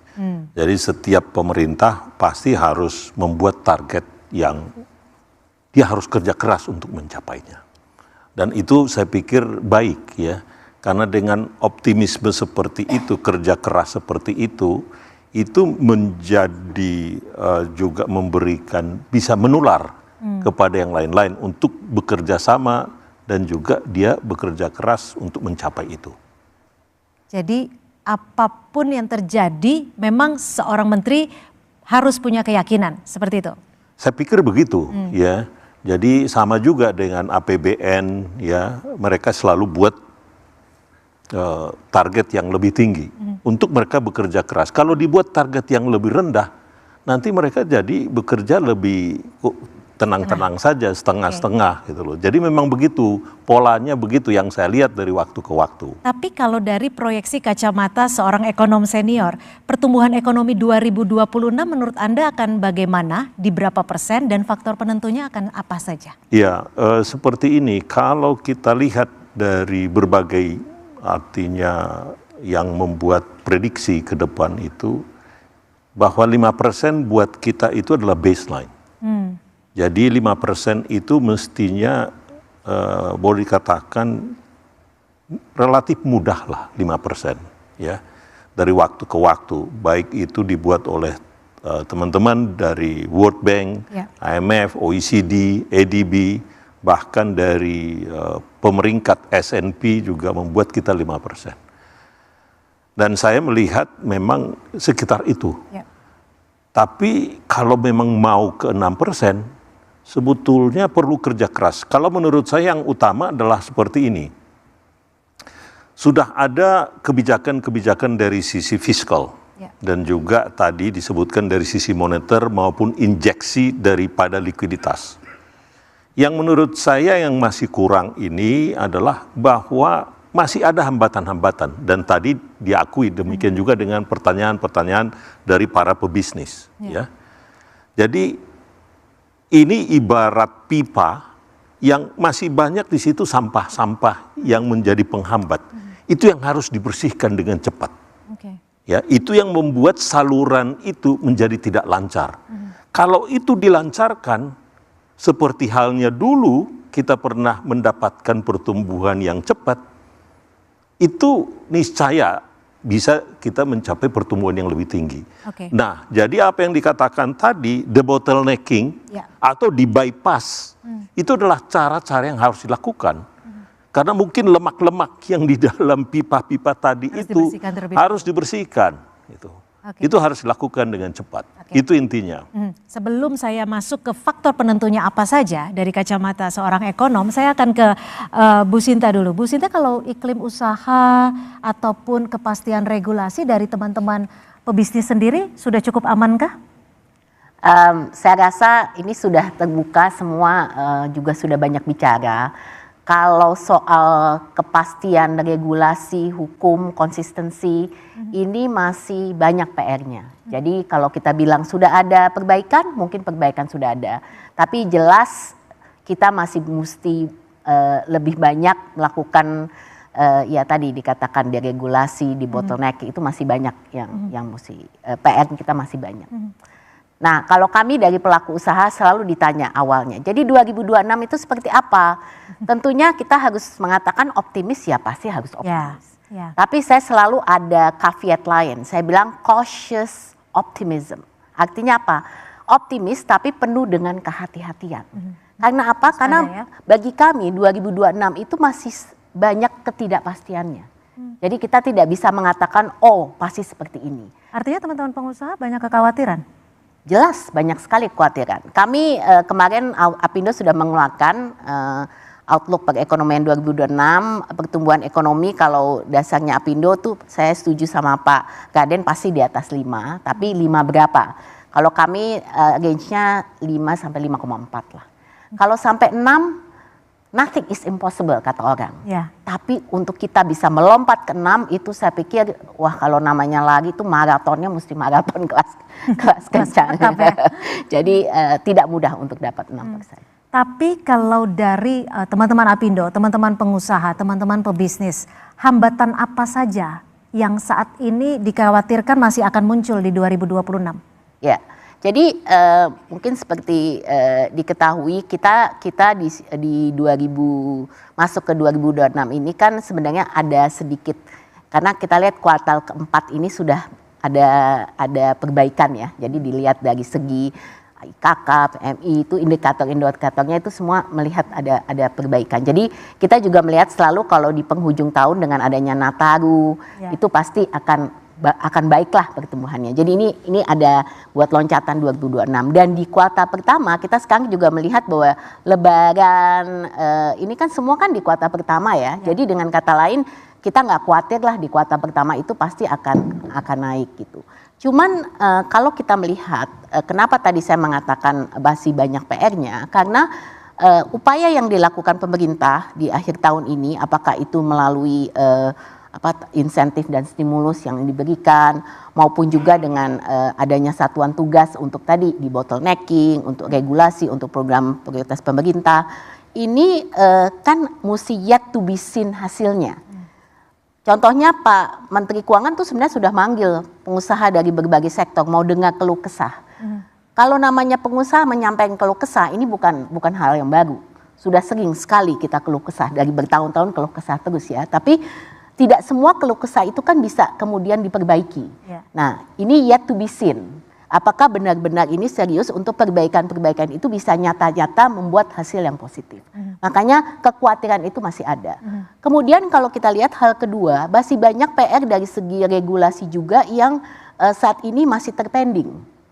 Contohnya, ini yang langsung dikerjakan Apindo aja mengenai regulasi yang kaitannya dengan ketenaga kerjaan. Ini sampai dengan hari ini apakah kaitan itu dengan undang-undang ketenaga kerjaan maupun dengan upah minimum saja, ini kan belum 2026, bayangkan saja kita sudah duduk di hari ini nih, udah tanggal berapa, ini juga belum putus ya. Jadi dengan kata lain kekhawatiran itu jelas ada karena ini masih PR-nya ini masih panjang gitu. PR-nya masih panjang, kekhawatirannya juga masih ada dari teman-teman pengusaha. Pak Raden, mungkin ada insight yang mungkin bisa diberikan kepada pemerintah seperti apa menjawab regulasi ataupun kepastian khususnya bagi dunia usaha. Ada tidak masukan dari Anda? Saya pikir apa yang harus dilakukan pemerintah memang kalau dari sisi peraturannya, contohnya itu ada sekarang PP 28 di mana diharapkan semua pengurusan daripada izin-izin dan dokumen itu akan lebih mudah, lebih cepat ya dan lebih pasti. Saya pikir kalau itu saja kita awasi dengan benar ya dan bisa dilaksanakan, diimplementasikan dengan baik, baik itu di tingkat pusat sampai ke daerah maupun koordinasi antar kementerian. Kalau PP 28 saja bisa kita lakukan, saya pikir itu satu kemajuan besar. Jadi kalau boleh kita fokus di situ aja dulu. Itu saja akan sangat menolong dunia usaha sehingga mereka di dalam mengurus izin apapun maupun izin bangunan, izin lingkungan hidup semua akan lebih cepat. Itu saja dilakukan seperti PP 28 itu isinya seperti itu akan sangat bagus sekali. Kalau faktor-faktor ataupun yang akan mempengaruhi bagi dunia usaha di 2026 apa saja yang akan menunjangnya? Faktor tentu tadi itu satu adalah biar bagaimanapun efektivitas dari belanja pemerintah itu juga akan membantu kita, membantu dunia usaha ya.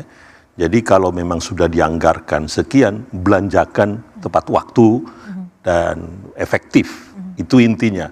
Seperti yang terjadi akhir-akhir sekarang ini kan kelihatannya pemerintah ingin mempercepat belanja, tetapi terasa itu masih lambat ya. Jadi tahun depan saya pikir itu menjadi pelajaran dari tahun ini ke depan. Itu yang pertama ya. Yang kedua tadi peraturan-peraturan. Jadi intinya kalau bisa dipermudah kenapa dipersulit sih?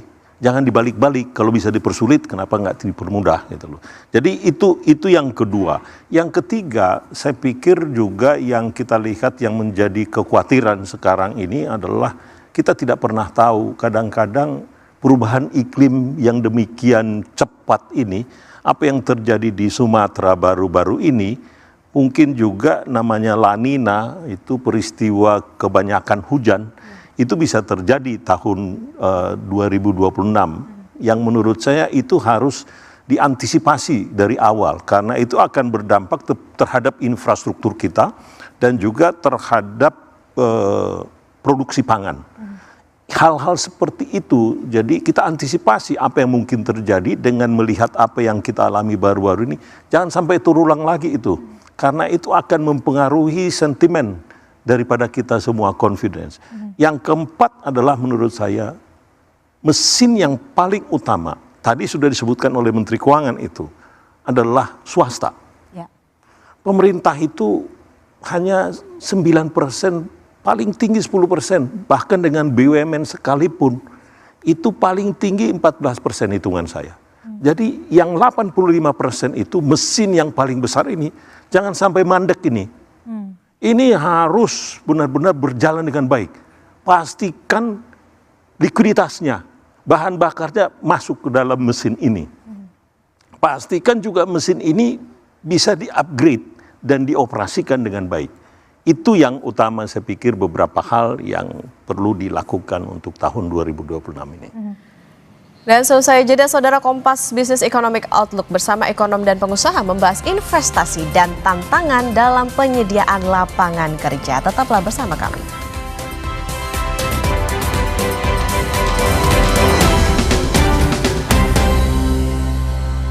Eredivisie, rem de la creme kompetisi sepak bola Belanda. Tempat para jawara bertarung di atas rumput hijau dengan gengsi dan strategi dan momen tak terduga bersatu dalam satu laga. Diiringi riuh supporter yang mengguncang langit stadion, menghidupkan asa, mengincar 3 poin, mengejar supremasi. Rasakan nyawa sepak bola Belanda berdetak di layar Anda. Eredivisie, saksikan pada hari dan jam berikut live di Kompas TV. Fokus dan kepercayaan diriku sangat diperlukan. Gejala flu seperti bersin-bersin, hidung tersumbat, sakit kepala dan demam reda dengan Ultraflu. Ultraflu, flu reda, lega rasanya. Banyak yang sudah membuktikan Aqua terasa sejuk meski tanpa didinginkan. Diproses dari air pegunungan dalam aquifer yang terlindungi, kaya akan mineral alami. Aqua, hadirkan kesejukan badan dan pikiran. Mau mengiklankan usaha kamu dengan harga terjangkau? Langsung aja ke pasangiklan.com. Pasang iklan segampang upload, bayar, tayang. Ada beragam paket yang bisa kamu pilih di pasangiklan.com. Mulai dari harga Rp50.000 sampai harga Rp1.000.000. Iklan kamu akan tayang di jaringan media milik Kompas Gramedia. Jadi, iklan kamu berpotensi dilihat oleh 270 juta pembaca. Di pasangiklan.com, kamu bisa memilih jenis iklan yang ingin ditayangkan. Kamu bisa memilih iklan untuk ditayangkan di website, Instagram, atau iklan baris di koran Kompas. Di pasangiklan.com, kamu nggak perlu khawatir, karena setelah iklan ditayangkan, kamu akan mendapatkan informasi mengenai perkembangan iklan berupa laporan performa untuk iklan digital dan Instagram, serta notifikasi penayangan untuk iklan baris di koran Kompas. Jadi, mau pasang iklan yang dilihat banyak orang dengan harga terjangkau? Segampang upload, bayar, lalu tayang? Tunggu apa lagi? Langsung aja ke pasangiklan.com. Menanti waktu rehat di siang hari dengan sejumlah informasi. KPK membenarkan pihaknya melakukan operasi tangkap tangan. KPK juga menyita sejumlah uang dalam mata uang rupiah. Mengikuti sumber berita yang selalu menginspirasi. Kreativitas tanpa batas ini ditunjukkan oleh sekelompok pengrajin ibu-ibu yang ada di Kota Makassar. Kompas Siang, setiap hari pukul 11 siang, live di Kompas TV. Didukung oleh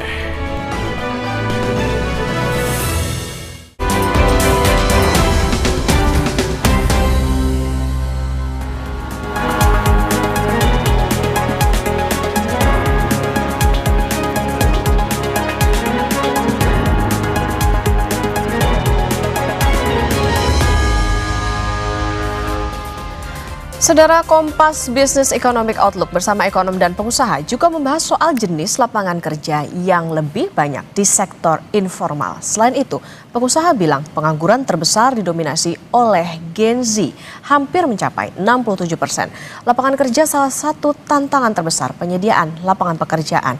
Angka pengangguran menurun, tapi bukan soal pengangguran, tapi jenis lapangan pekerjaannya. Karena sebagian besar ada di informal sector. Kalau saat ini investasi dan lapangan kerja yang dirasakan oleh teman-teman Apindo, apa saja hambatan yang harus ataupun yang sedang dihadapi saat ini?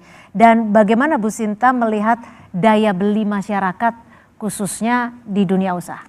Ya, mungkin ini salah satu yang selalu kita gaungkan ya mengenai lapangan pekerjaan. Karena salah satu tantangan terbesar hari ini adalah penyediaan daripada lapangan pekerjaan. Kenapa saya katakan itu? Kalau kita lihat sebenarnya angka pengangguran terbuka kita itu menurun.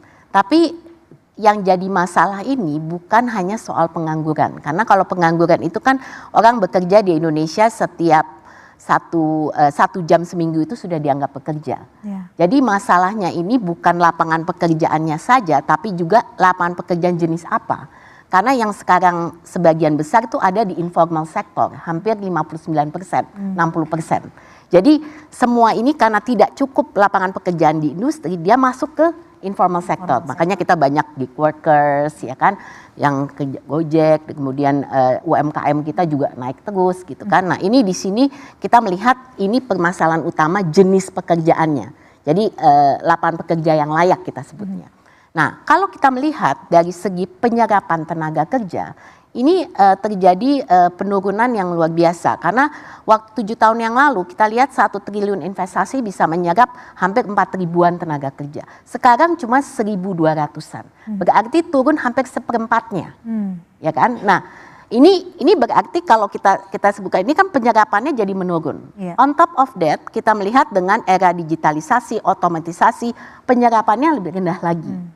Nah, kemudian kita juga melihat dari segi jenis pekerjaannya. Ini kan sudah berbeda. Karena sebelumnya Indonesia ini kan labornya itu masih low skill kebanyakan. Sementara jenis investasi yang masuk itu sudah berubah dari padat karya ke padat modal. Membutuhkan juga jenis skill yang lebih high skill, lebih keterampilan yang lebih tinggi. Jadi ini juga menjadi permasalahan gitu ya. Jadi dalam satu sisi adalah kesiapan lapangan pekerjaannya, dari sisi lain kesiapan sumber dayanya untuk masuk ke lapangan pekerjaan yang ada gitu. Jadi ini menjadi kendala, dan ini yang saya paling khawatirkan sekarang adalah pengangguran terbesar itu ternyata ada di Gen Z, hampir 67%. Ini yang harus jadi perhatian kita bersama gitu. Kalau kita lihat sekarang. Saudara, visual yang Anda saksikan saat ini adalah Presiden Prabowo Subianto yang tengah melakukan peninjauan penanganan bencana banjir dan longsor di Sumatera Barat yang dijadwalkan pada hari ini. Rencananya saudara ada 3 titik dalam kegiatan peninjauan di hari ini. Di antaranya adalah di Kabupaten Agam, Kabupaten Padang Pariaman, dan rencananya juga Presiden Prabowo Subianto akan mengunjungi Kabupaten Tanah Datar. Dalam kunjungan ini, rencananya Presiden akan meninjau sejumlah lokasi terdampak bencana, baik titik pembangunan hunian sementara, titik pengungsian, titik pembangunan jembatan, sekaligus juga memastikan percepatan pemulihan semua infrastruktur yang terdampak dari adanya bencana banjir dan juga tanah longsor di Sumatera Barat beberapa waktu lalu.